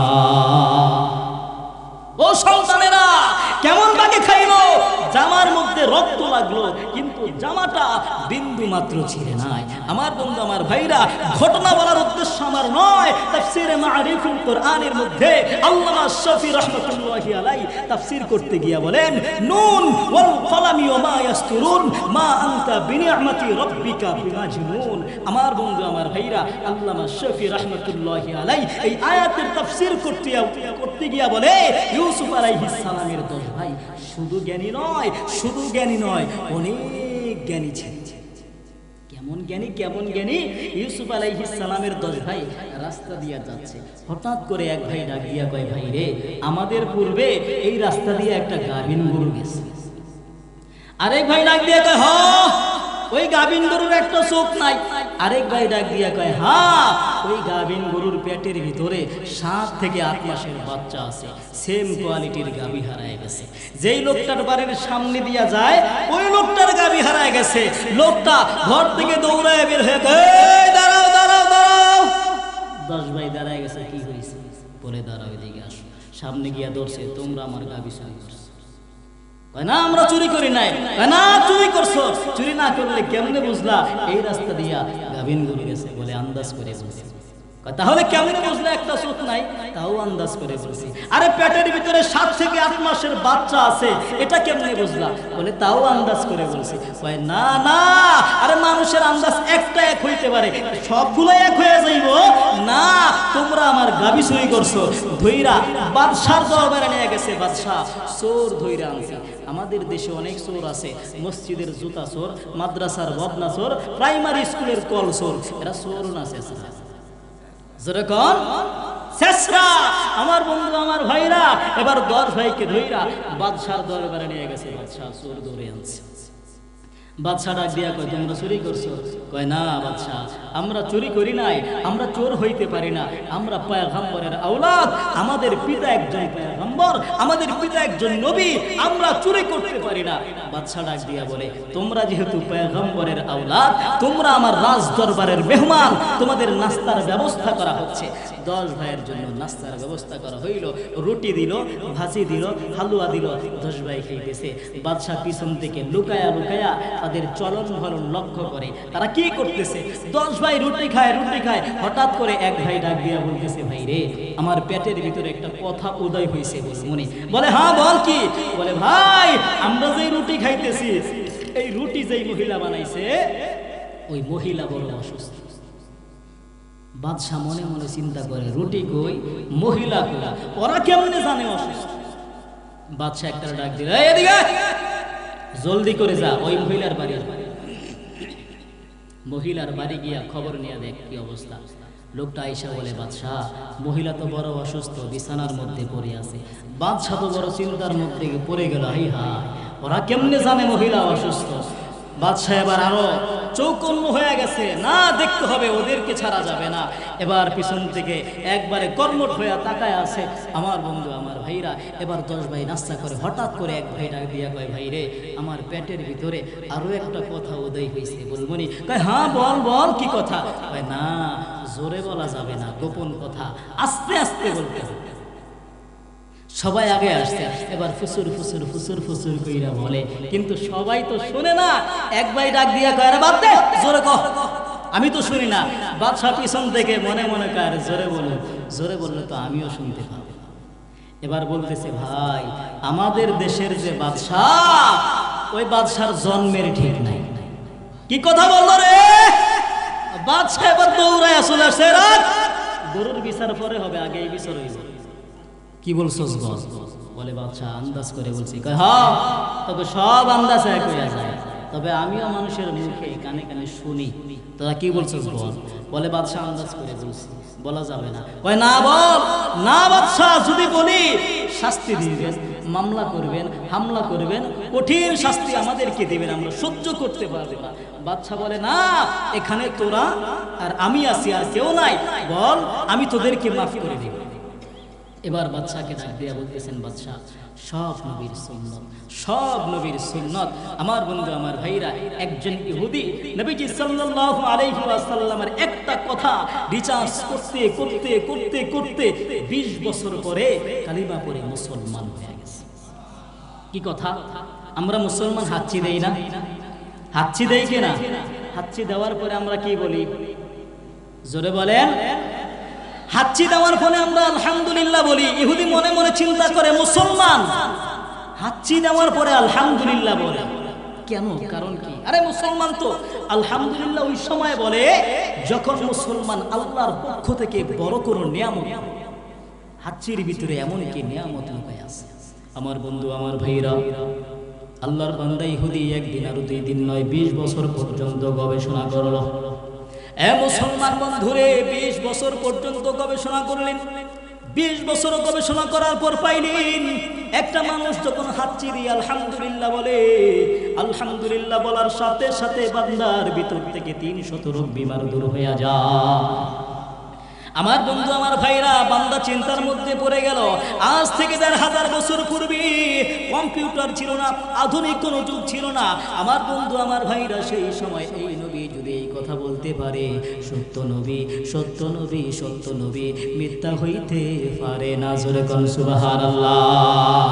আমার বন্ধু আমার ভাইরা, এবার 10 ভাই ডাক দিয়া বলতেছেন, বাদশা গো, আমরা যেই রুটি খাইছি, এই রুটি যেই মহিলা বানাইছে, ওই মহিলা বড় অসুস্থ। আন্দাজ করে বলছি, প্রত্যেকটা রুটির মাঝখান দিয়া কাঁচা কাঁচা দেখা যায়। এই কাঁচা দেখে আমরা আন্দাজ করে বললাম মহিলা বড় অসুস্থ।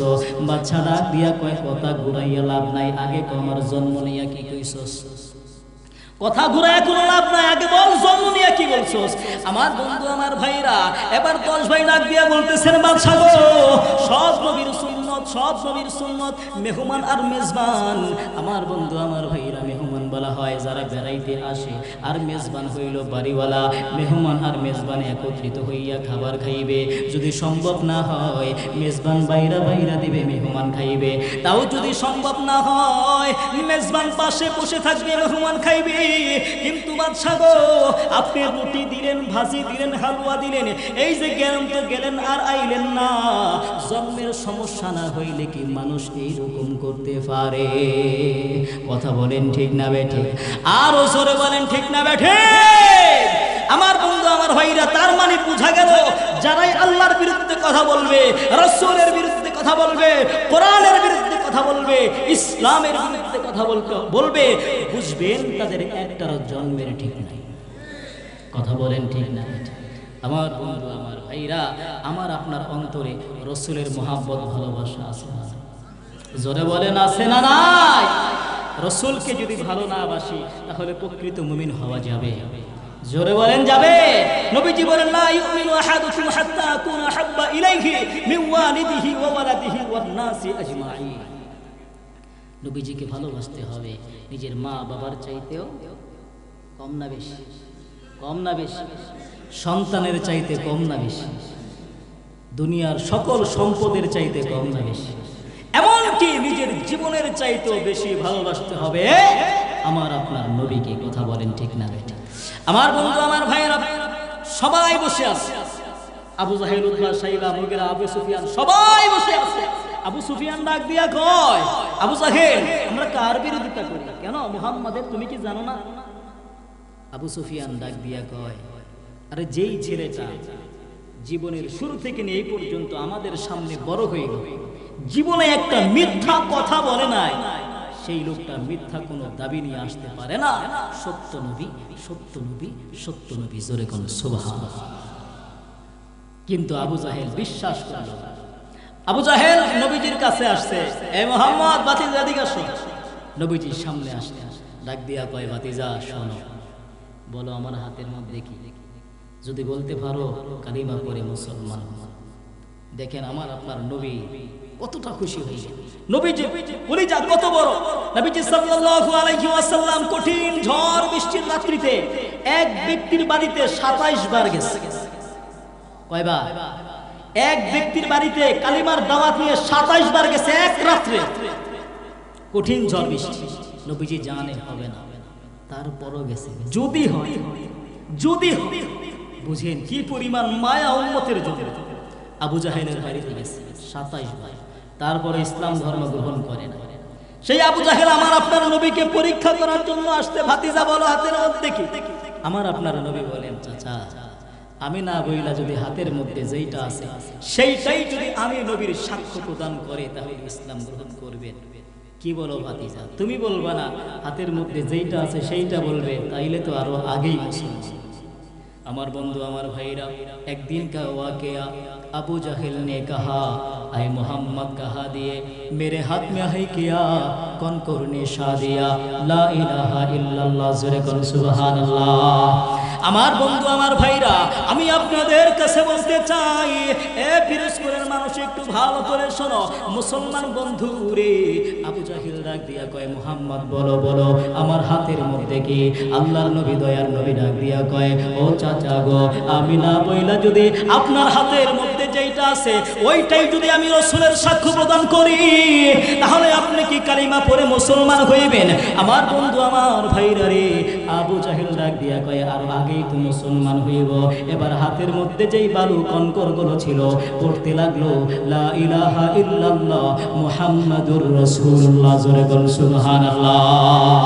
আমার বন্ধু আমার ভাইরা, সেই আবু জাহিল ডাক দিয়া কয়, মুহাম্মদ আমি জানি জানি জানি তুমি সত্য নবী, সত্য নবী, সত্য নবী, কিন্তু আমি আমার ধর্ম ত্যাগ করতে পারবো না, ইসলাম ধর্ম গ্রহণ করতে পারবো না, আমার ক্ষমতা চলে যাবে, মানুষ আমাকে নেতা মানবে না। আমার বন্ধু আমার ভাইরা, আজকে দুনিয়ার নেতাগিরি করতে গিয়ে ইসলামকে দূর করে দিয়েছে। কথা বলেন ঠিক না বেঠি? আজকে দুনিয়ার পাওয়ার ক্ষমতার জন্য নিজের ঈমানকে বরবাদ করে দিছে। এ মুসলমান বন্ধুরা একটু ভালো করে শোনো, আমার আপনার নবী দয়ার নবী মায়ার নবী সাল্লাল্লাহু আলাইহি ওয়াসাল্লামের বিরোধিতা যারাই করবে তারা কিন্তু দুনিয়ার মধ্যে থাকতে পারবে না, একদিন আল্লাহর আদালতে চলে যেতে হবে, আল্লাহর কাছে জবাব দেওয়া লাগবে। মুসলমান বন্ধুরি, আমার আপনার নবী দয়ার নবী মায়ার নবী সাল্লাল্লাহু আলাইহি ওয়াসাল্লামের প্রতি অন্তরের ভিতরে মুহাব্বত থাকতে হবে। দুনিয়ার প্রত্যেকটা মানুষের অন্তরের মধ্যে মুহাব্বত না থাকলে আমার বন্ধু আমার ভাইরা, তখন আমার আল্লাহ কিয়ামত ঘটায় দেবে। মুসলমান বন্ধুরে, আমার আপনার ভিতরে নবীজির মুহাব্বত আছে না নাই? জোরে বলেন আছে না নাই? আরে কেমনে বুঝবো আমার আপনার ভিতরে মহব্বত আছে না নাই? আমার বন্ধু আমার ভাইরা, যখন আমার আপনার নবীকে গালি দেয়, হাই হাই মুখের মধ্যে দাড়ি নাই, নামাজ পড়ে না, তারপরও ওই লোকটা রাজপথে ঝাঁপায় পড়ে, কেন? আমার নবীকে গালি দিয়েছে। কথা বলেন ঠিক না? তার মানে বোঝা যায় তার অন্তরেও রাসূলের ভালোবাসা, রাসূলকে ভালোবাসতে হবে, মহব্বত করতে হবে। আমার বন্ধু আমার ভাইরা, আমি আপনাদের কাছে বলতেছিলাম, আমার বন্ধু আমার ভাইরা, 7 ভাই যে রাস্তা দিয়ে চলতেছিল, গুরুর কথা মনে আছে? জোরে বলেন আছে? আমার বন্ধু আমার ভাইরা রে, আমি আপনাদের কাছে বলতে চাই, একটু ভালো করে শোনেন। এবার বাদশা ডাক দিয়া কয়, বল বল গরুর কাহিনী কি হয়েছে? এবার 10 ভাই ডাক দিয়া কয়, বাদশা সব আন্দাজ করে বলছি, আন্দাজ করে বলছি। কি আন্দাজ করে বলছো বল? বাদশাকে ডাক দিয়া কয়, বাদশা গো, আমরা তো সব আন্দাজ করে বলছি, আন্দাজ করে বলছি। আমরা যখন রাস্তা দিয়ে যাচ্ছিলাম, আমার বন্ধু আমার ভাইরা, রাস্তার মধ্যে ঘাস থাকে কিনা? রাস্তার মধ্যে ঘাস থাকে, আমরা তাকায় দেখলাম ঘাস খাইলো। কিন্তু মুসলমান বন্ধুরে, বলদ গরু আর গাভীন গরুর ঘাস খাওয়ার মধ্যে পার্থক্য আছে। যখন গাভীন গরু ঘাস খায় আগায় আগায় খায়, আর বলদ গরু যখন ঘাস খায় একেবারে কামড় দিয়া গোড়া পর্যন্ত নিয়ে যায়। আমরা তাকায় দেখলাম প্রত্যেকটা ঘাস আগায় আগায় খাইছে। আন্দাজ করে বের করলাম আমাদের পূর্বে একটা গাভীন গরু গেছে। আমার বন্ধু আমার ভাইরা, এবার মাথা লাগিয়ে কয়, ঠিক আছে তা তো বুঝতে পারলাম, একটা যে চোখ নাই, কেমনে বুঝলি কেমনে বুঝলি? 10 ভাই লাগিয়ে বলতেছেন, বাদশা গো, ক্ষেতের আইল বানাইল, দুই পাশের ভিতরে বিশাল বড় বড় ঘাস দেখা যায়। আমরা তাকায় দেখলাম এক পাশের ঘাস খাইতে খাইতে গেল, কিন্তু আরেক পাশের ঘাস ধরে নাই। আন্দাজ করে বের করলাম ওর একটা চোখ নাই, চোখেই দেখে নাই, যার কারণে ঘাস খায় নাই। আমার বন্ধু ভাইরা, এবার বাদশা ডাক দিয়া কয়, পেটের ভিতরে 7 থেকে 8 মাসের বাচ্চা আছে, কেমনে বুঝতে পারলি? এ মুসলমান বন্ধু রে, 10 ভাই ডাক দিয়া বলতেছে, বাদশা গো, আন্দাজ করে বের করছি। আমার বন্ধু আমার ভাইরা, রাস্তা দিয়া বলদ গরু গাবিন গরু যায়। এ মুসলমান বন্ধু রে, ওই গাবিন গরু যখন রাস্তা দিয়া যাচ্ছিল, ওই গাবিন গরুর সামনের পা দুইটা মাটির মধ্যে যেই পরিমাণ ডাবছে, পিছনের পা তার চাইতে 3 গুণ পরিমাণ ডাবছে। আন্দাজ করে বের করলাম, পেটের ভিতরে 7 থেকে 8 মাসের বাচ্চা আছে। জোরে কোন সুবহানাল্লাহ। আমার বন্ধু আমার ভাইরা, তাহলে বুঝেন কি পরিমাণ জ্ঞানী ইউসুফ আলাইহিস সালামের 10 ভাই। এত জ্ঞানী হওয়ার পরেও ইউসুফ নবীর জামাটারে খুলে খাসি জবাই করে ওই খাসির রক্ত জামার মধ্যে লাগাইলো, কিন্তু জামাটা ছিঁড়তে মনে নাই। হায় হায়, তার মানে কি বুঝলাম? দুনিয়ার জমিনে আপনি যতই জ্ঞানী হন না কেন, আপনি যদি অপরাধ করেন, তার কিছু না কিছু চিহ্ন দুনিয়ার জমিনে থাকবেই থাকবে। আমার বন্ধু আমার ভাইরা, আপনি পলায়ন করতে পারবেন না। আমার বন্ধু আমার ভাইরা, জিবরাইল আলাইহিস সালাম আল্লাহর নবীকে ডাক দিয়া বলতেছেন, নবীজি 2 নাম্বার আমার মহান রব্বুল আলামিন ডাক দিয়া বলে, আইনা জিবরাইল, ও জিবরাইল তুমি কোথায়? লাব্বাইকে আল্লাহ, আমি উপস্থিত, যাও জলদি করে যাও, আমার পয়গম্বর হযরত ইউসুফ আলাইহিস সালামের কাছে চলে যাও। হযরত জিবরাইল আলাইহিস সালাম দ্বিতীয়বারের মতো 600 ডানা উপর থেকে নিচের দিকে নামাইলেন। মুহূর্তের মধ্যে হযরত ইউসুফ আলাইহিস সালামের কাছে চলে আসলো, ইউসুফ নবীর বুকের সাথে জড়ায় ধরছে। 3 নাম্বার, নবীজি, ও নবী, আপনার মনে আসেনি আপনি যখন তায়েফের জমিনে গেলেন?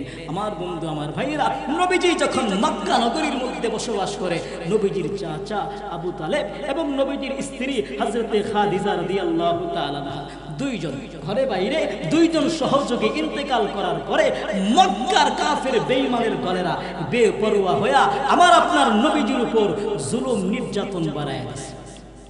নবীজি ওই বছরকে নাম দিলেন উম্মুল হুজুন, দুঃখের বছর বলে নামকরণ করলেন। আমার বন্ধু আমার ভাইরা, নবীজি এতটাই কষ্ট পাইল, মক্কা নগরীতে থাকতে পারল না।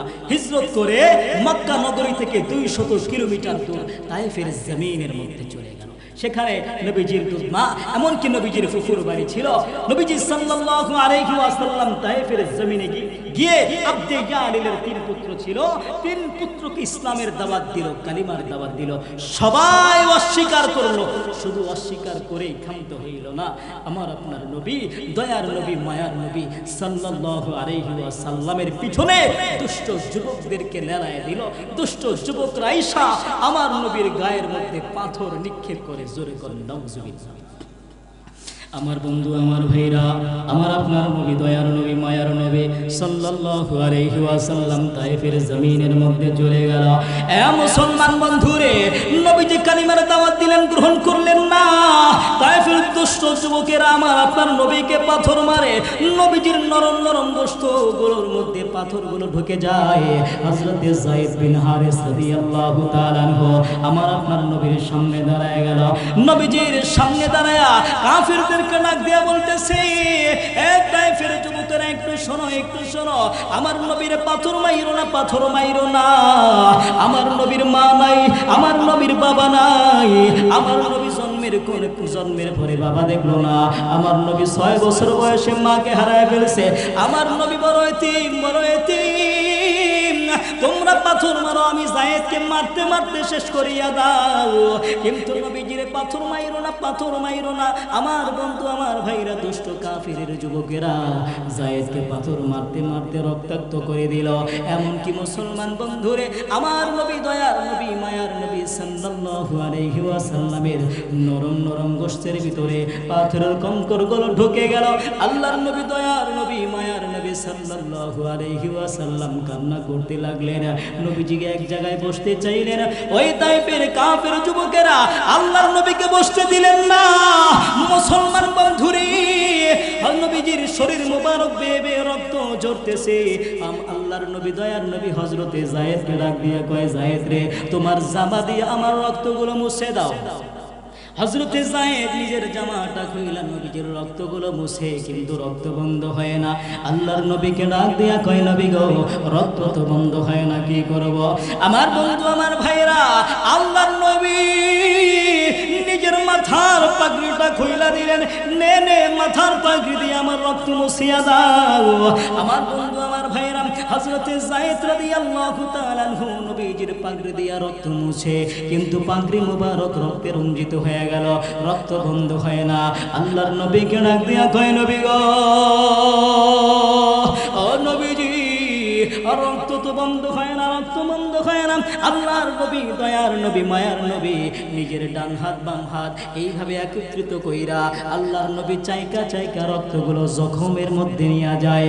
হযরতে যায়েদ ডাক দিয়া কয়, ইয়া রাসূলুল্লাহ, ইয়া হাবিবাল্লাহ, ওগো আল্লাহর পয়গম্বর, আমরা জানি মানুষের শরীর থেকে যখন রক্ত বের হয়ে যায়, ওই রক্ত মানুষের দেহের মধ্যে প্রবেশ করে না, কিন্তু নবীজি আপনি বেহুদা কেন চেষ্টা করতেছেন? কারণ কি?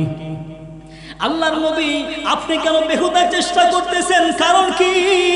আমার আপনার নবী, দয়ার নবী, মায়ার নবী ডাক দিয়া কয়ে, যায়েদ রে, জানো না, এ তায়েফের যুবকেরা আমারে চিনে না, এ তায়েফের মানুষ আমাকে চিনে না, এ তায়েফের জমিন আমাকে চিনে, আমি নবীকে, আসমান আমারে চিনে, আমি নবীকে, আমি নবী আসমানের নবী, আমি নবী জমিনের নবী, আমি নবী মাছের নবী, আমি নবী বাতাসের নবী, আমি নবী ফুলসিরাতের নবী, আমি নবী হাসরের ময়দানের নবী। যেই দিন হাসরের ময়দান কায়েম হয়ে যাবে, সমস্ত মানুষ পেরেশান হয়ে ইয়া নাফসি, ইয়া নাফসি, ইয়া নাফসি বলবে।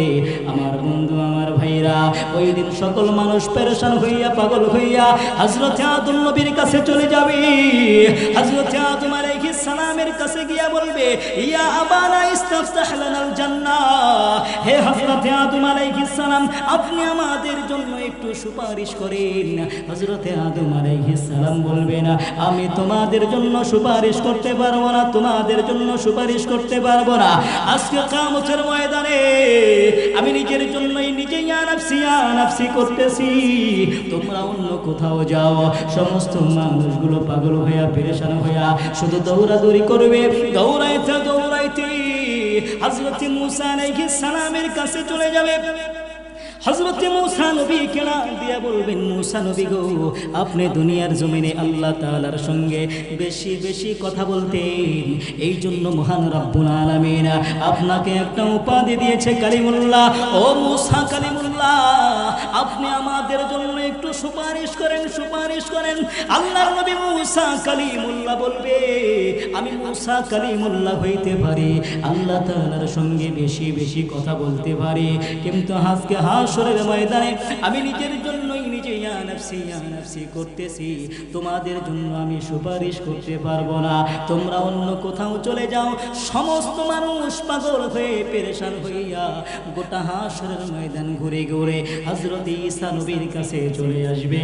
হযরত ঈসা নবীকে ডাক দিয়া বলবে, ওগো আল্লাহর নবী ঈসা নবী গো, আল্লাহ আপনাকে দুনিয়ার জমিনে পাঠাইলেন, আবার আপনার দোয়া কবুল করে আল্লাহ আপনাকে আসমানের মধ্যে উঠায় নিলেন, আবার সর্বশেষ নবীর উম্মত করে দুনিয়ার জমিনে পাঠাইলেন। ওগো আল্লাহর নবী, আল্লাহ আপনাকে উপাধি দিয়েছে রূহুল্লাহ, ওগো ঈসা রূহুল্লাহ, আপনি আমাদের জন্য একটু সুপারিশ করেন। আল্লাহর নবী ঈসা রূহুল্লাহ বলবে, আমি ঈসা রূহুল্লাহ হইতে পারি, কিন্তু আজকে হাসরের ময়দানে আমি নিজের জন্যই নিজে ইয়া নাফসি, ইয়া নাফসি করতেছি, আমি তোমাদের জন্য সুপারিশ করতে পারবো না, তোমরা অন্য কোথাও চলে যাও।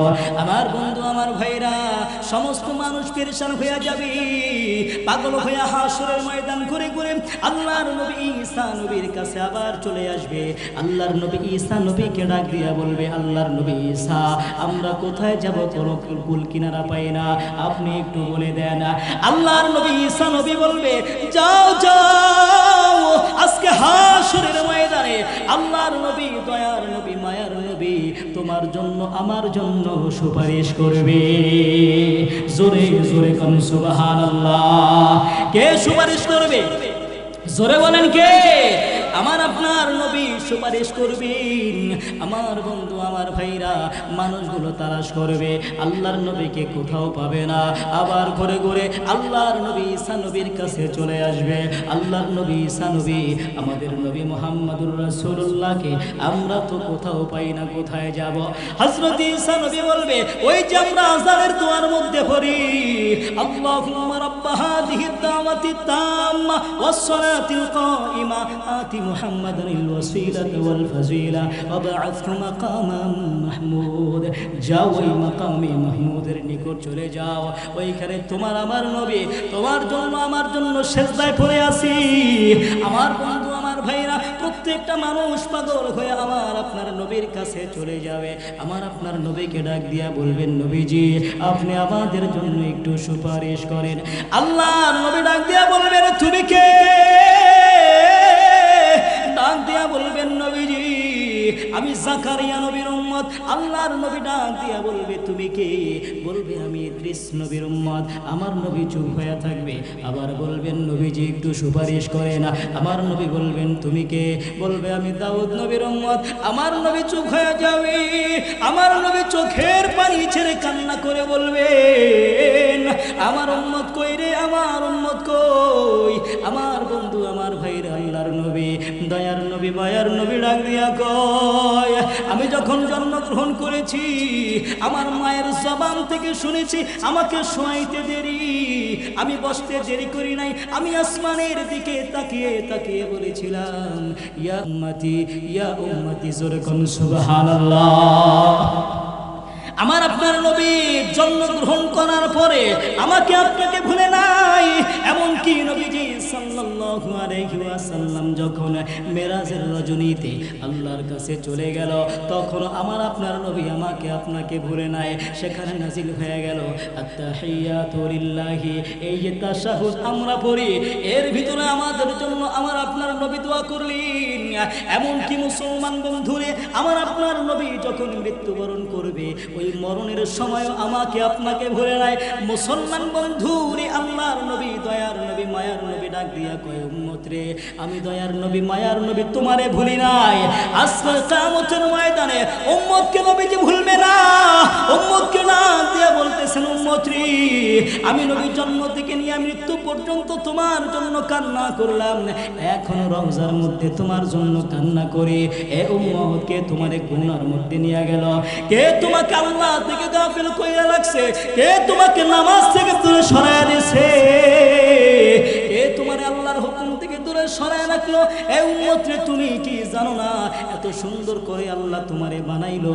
আমার আল্লাহ যদি তোমারে ওয়াসুল করিয়া দেয়, দুনিয়ার কারো ক্ষমতা নাই সচল করবে। কথা বলেন ঠিক না বেঠিক?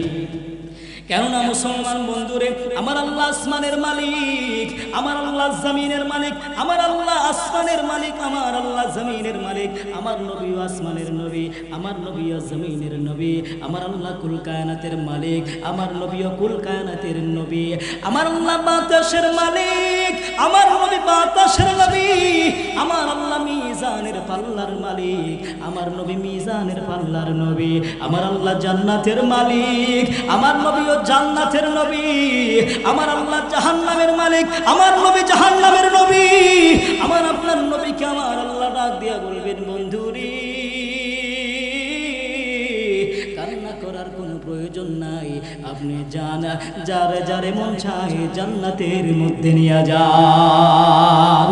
জোরে কোন সুবহানাল্লাহ। হায় হায়, যে নবী দয়ার নবী মায়ার নবী সাল্লাল্লাহু আলাইহি ওয়াসাল্লাম আমার আপনার জন্য সুপারিশ করবে, ওই নবীকে তায়েফের ময়দানে কাফের বেঈমানের দলেরা আমার নবীকে নির্যাতন করলো, আমার নবীর শরীর থেকে রক্ত ঝরাইলো, তারপর নবীজি বদদুয়া করে না। ফেরেশতারা বলে, নবীজি আপনি বলেন দুই পাহাড়কে মিশায়া তায়েফের জমিন শেষ করে দেই। আমার আপনার নবী বলেন, আল্লাহুম্মা হদি কওমি ফা ইন্নাহুম লা ইয়ালামুন। জোরে কোন সুবহানাল্লাহ। কেমন দয়ার নবী মায়ার নবী দেখেন। আমার আপনার নবী ডাক দিয়া বলে, আল্লাহ আমার কওমকে আপনি হেদায়েত দান করেন, এরা আমাকে চিনতে পারে নাই, চিনতে পারে নাই। এমন দয়ার নবী মায়ার নবী পেয়ে আমরা খুশি না বেজার? জোরে বলেন খুশি না বেজার? আমার বন্ধু আমার ভাইরা সেই নবীকে তায়েফের জমিনে যখন পারে, জিবরাইল আলাইহিস সালামকে ডাক দিল, এ জিবরাইল জলদি করে যা। জিবরাইল আলাইহিস সালাম ডাক দিয়া বলে, আল্লাহ আমি কোথায়, তোমার পয়গম্বর কোথায়, আর তায়েফের জমিন কোথায়? জবান ছেড়ে বলেন হুকুম কার? জিবরাইল আলাইহিস সালাম তৃতীয়বারের মতো 600 দানা উপর থেকে নিচের দিকে নামাইলেন, নবীজির পায়ের নিচে বিছায়া দিলেন। নবীজির শরীর থেকে এক ফোঁটা রক্ত জিবরাইলের ডানার মধ্যে পড়লো, আর জিবরাইল হাউমাউ করে কান্না শুরু করে দিয়েছে। আমার বন্ধু, আমার ভাইরা, এই কান্নার কথা বলতে গেলে আরো আধা ঘন্টা থেকে 1 ঘন্টা সময় চলে যাবে। যেহেতু আগামীকালকেও কি আবার মাহফিল আছে, আপনাদেরকে আল্লাহ কবুল করছে বিদায় আসছে। আমার বন্ধু, আমার ভাইরা, যখন কোনো মানুষ একটা ভালো আমল করে, ভালো কাজ করে, পরপর যদি আরো একটা ভালো কাজ করে, তাহলে বোঝা যায় তার আগের ভালো কাজটা কবুল হয়েছে।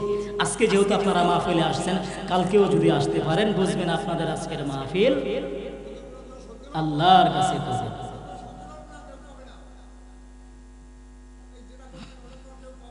হ্যাঁ হ্যাঁ হ্যাঁ হ্যাঁ। তো মুসলমান বন্ধু, আমি আর আপনি দুনিয়াতে থাকতে পারবো? দুনিয়া থেকে আমি আপনি চলে যাব, তবে আমার আপনার সঙ্গে যাবে নেক আর আমল। আল্লাহর নবী বলে, একটা মানুষ মরে গেলে মানুষের সঙ্গে 3টা জিনিস যায়, তবে 3টা জিনিস সঙ্গে থাকে না, 2টা জিনিস চলে আসে। 1 নাম্বার আত্মীয় স্বজন, 2 নাম্বার মসজিদের খাটিয়া, 3 নাম্বার তার আমল।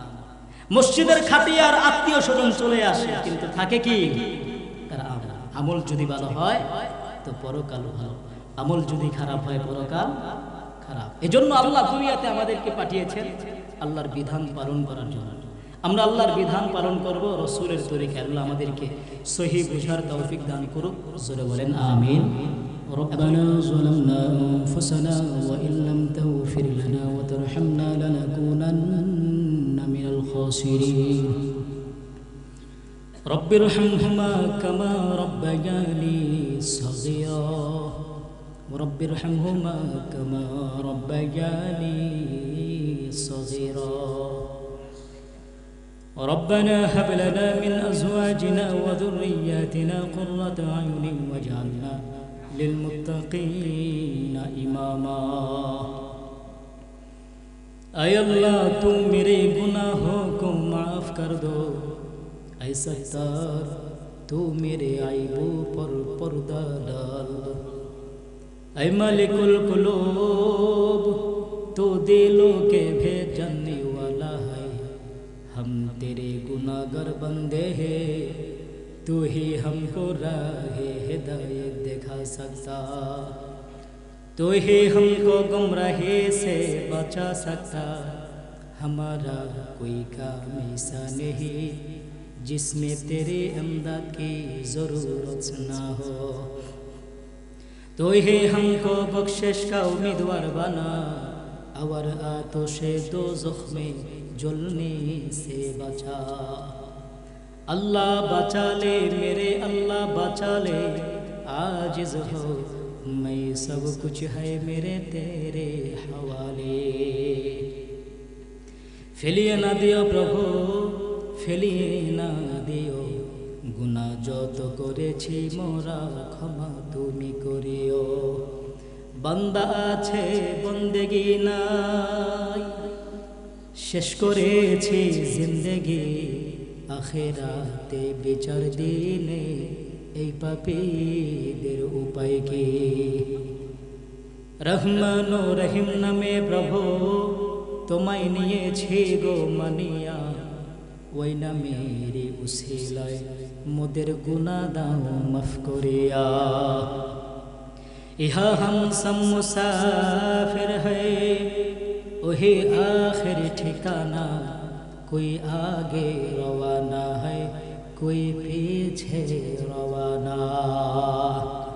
আয় আল্লাহ জালিসুর রহমান জান্নাতের বাগান গো মালিক, খোলা আসমানের নিচে আমরা কতিপয় গুনাহগার বান্দা, গুনার বোঝা মাথায় নিয়ে আমিন আমিন বলি।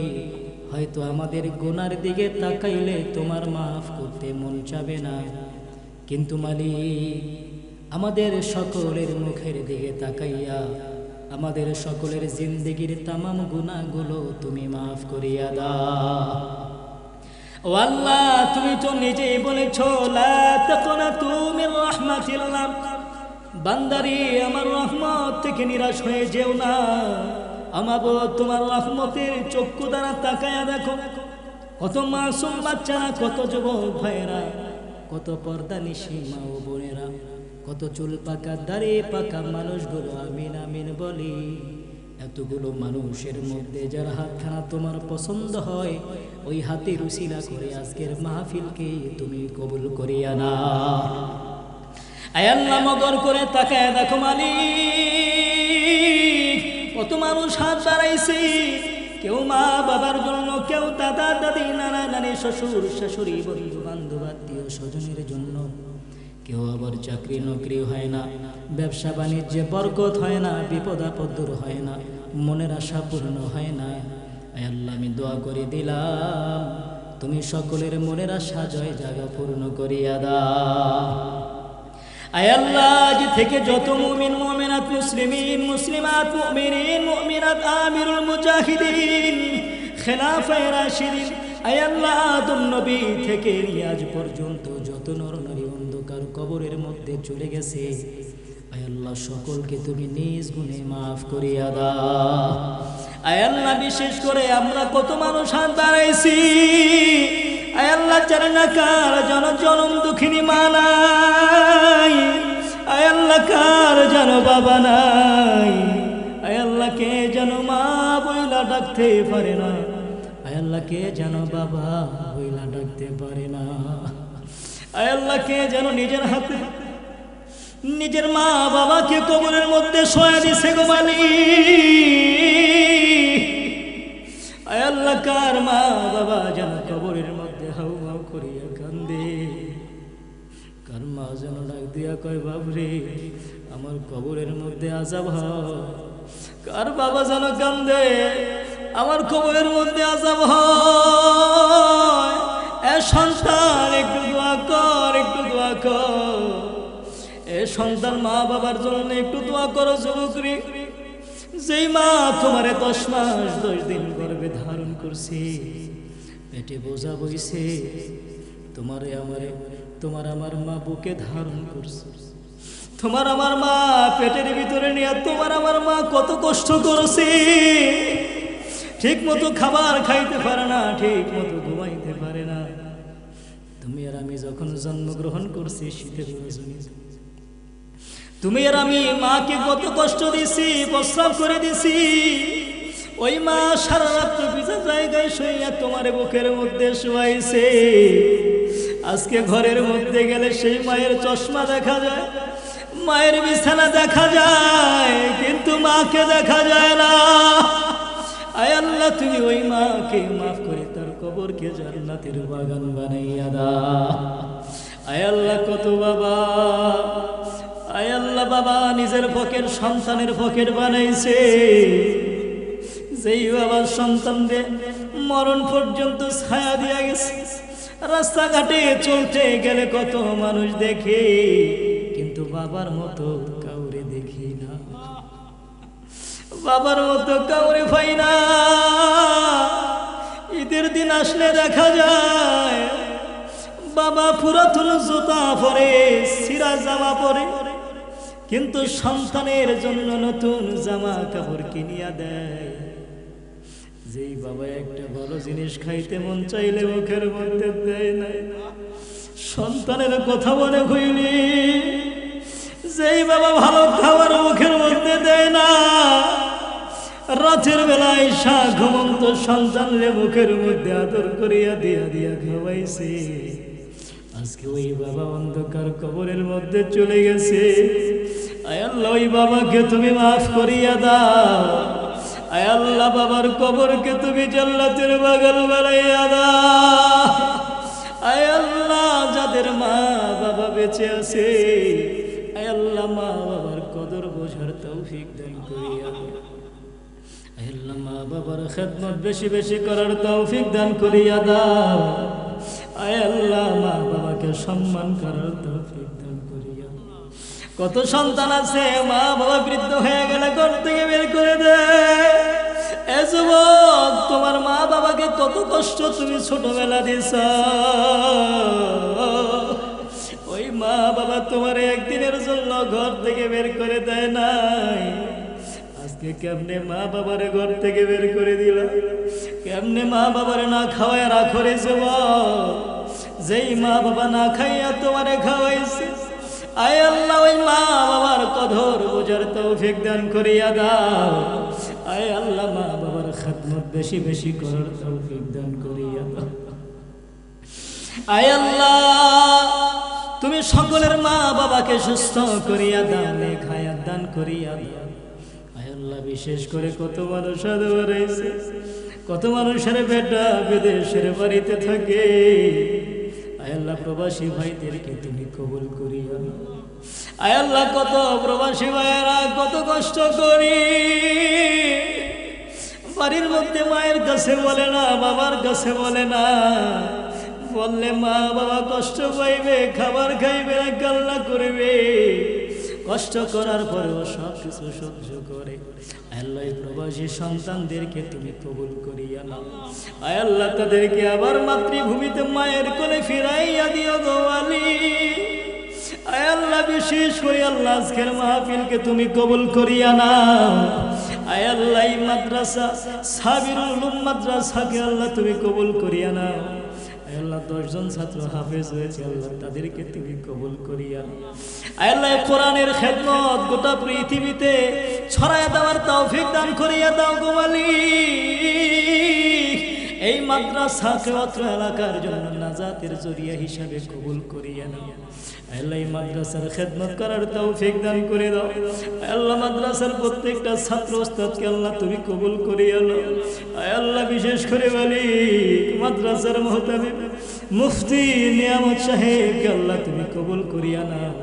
অনেক বুজুর্গ একজন মানুষ, মেহনতি একজন মানুষ। আল্লাহ তোমার বান্দাকে দ্বীনের জন্য কবুল করো, আল্লাহ ইসলামের জন্য কবুল করো গো মালিক। আল্লাহ এই মাদ্রাসাকে যেন আল্লাহ তিনি তোমার জন্য তৈরি করতে পারে সেই তৌফিক দান করে দাও।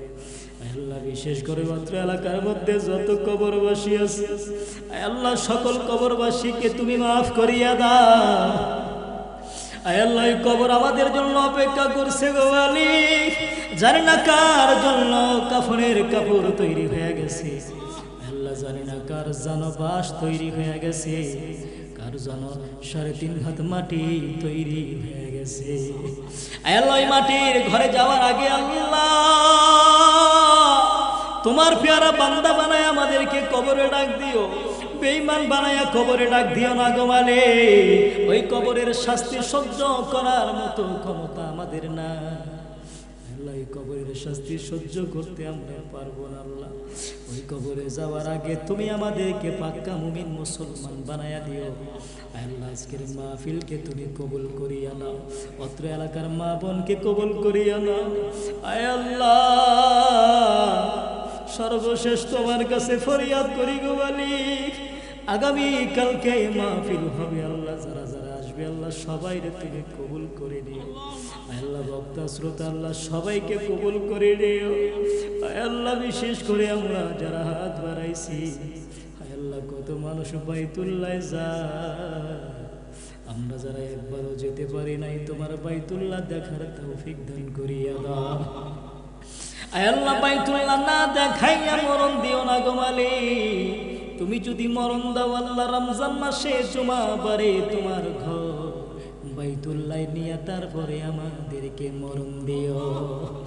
जन्नत दोज़ख से या रब क्या करो, जन्नत दोज़ख से या रब क्या करो, अर्जू है मैं तुझे देखा करो। सुबहान रब्बिका रब्बिल इज़्ज़ति अम्मा यसिफून व सलामुन अलल मुरसलीन वल्हम्दुलिल्लाहि रब्बिल आलमीन।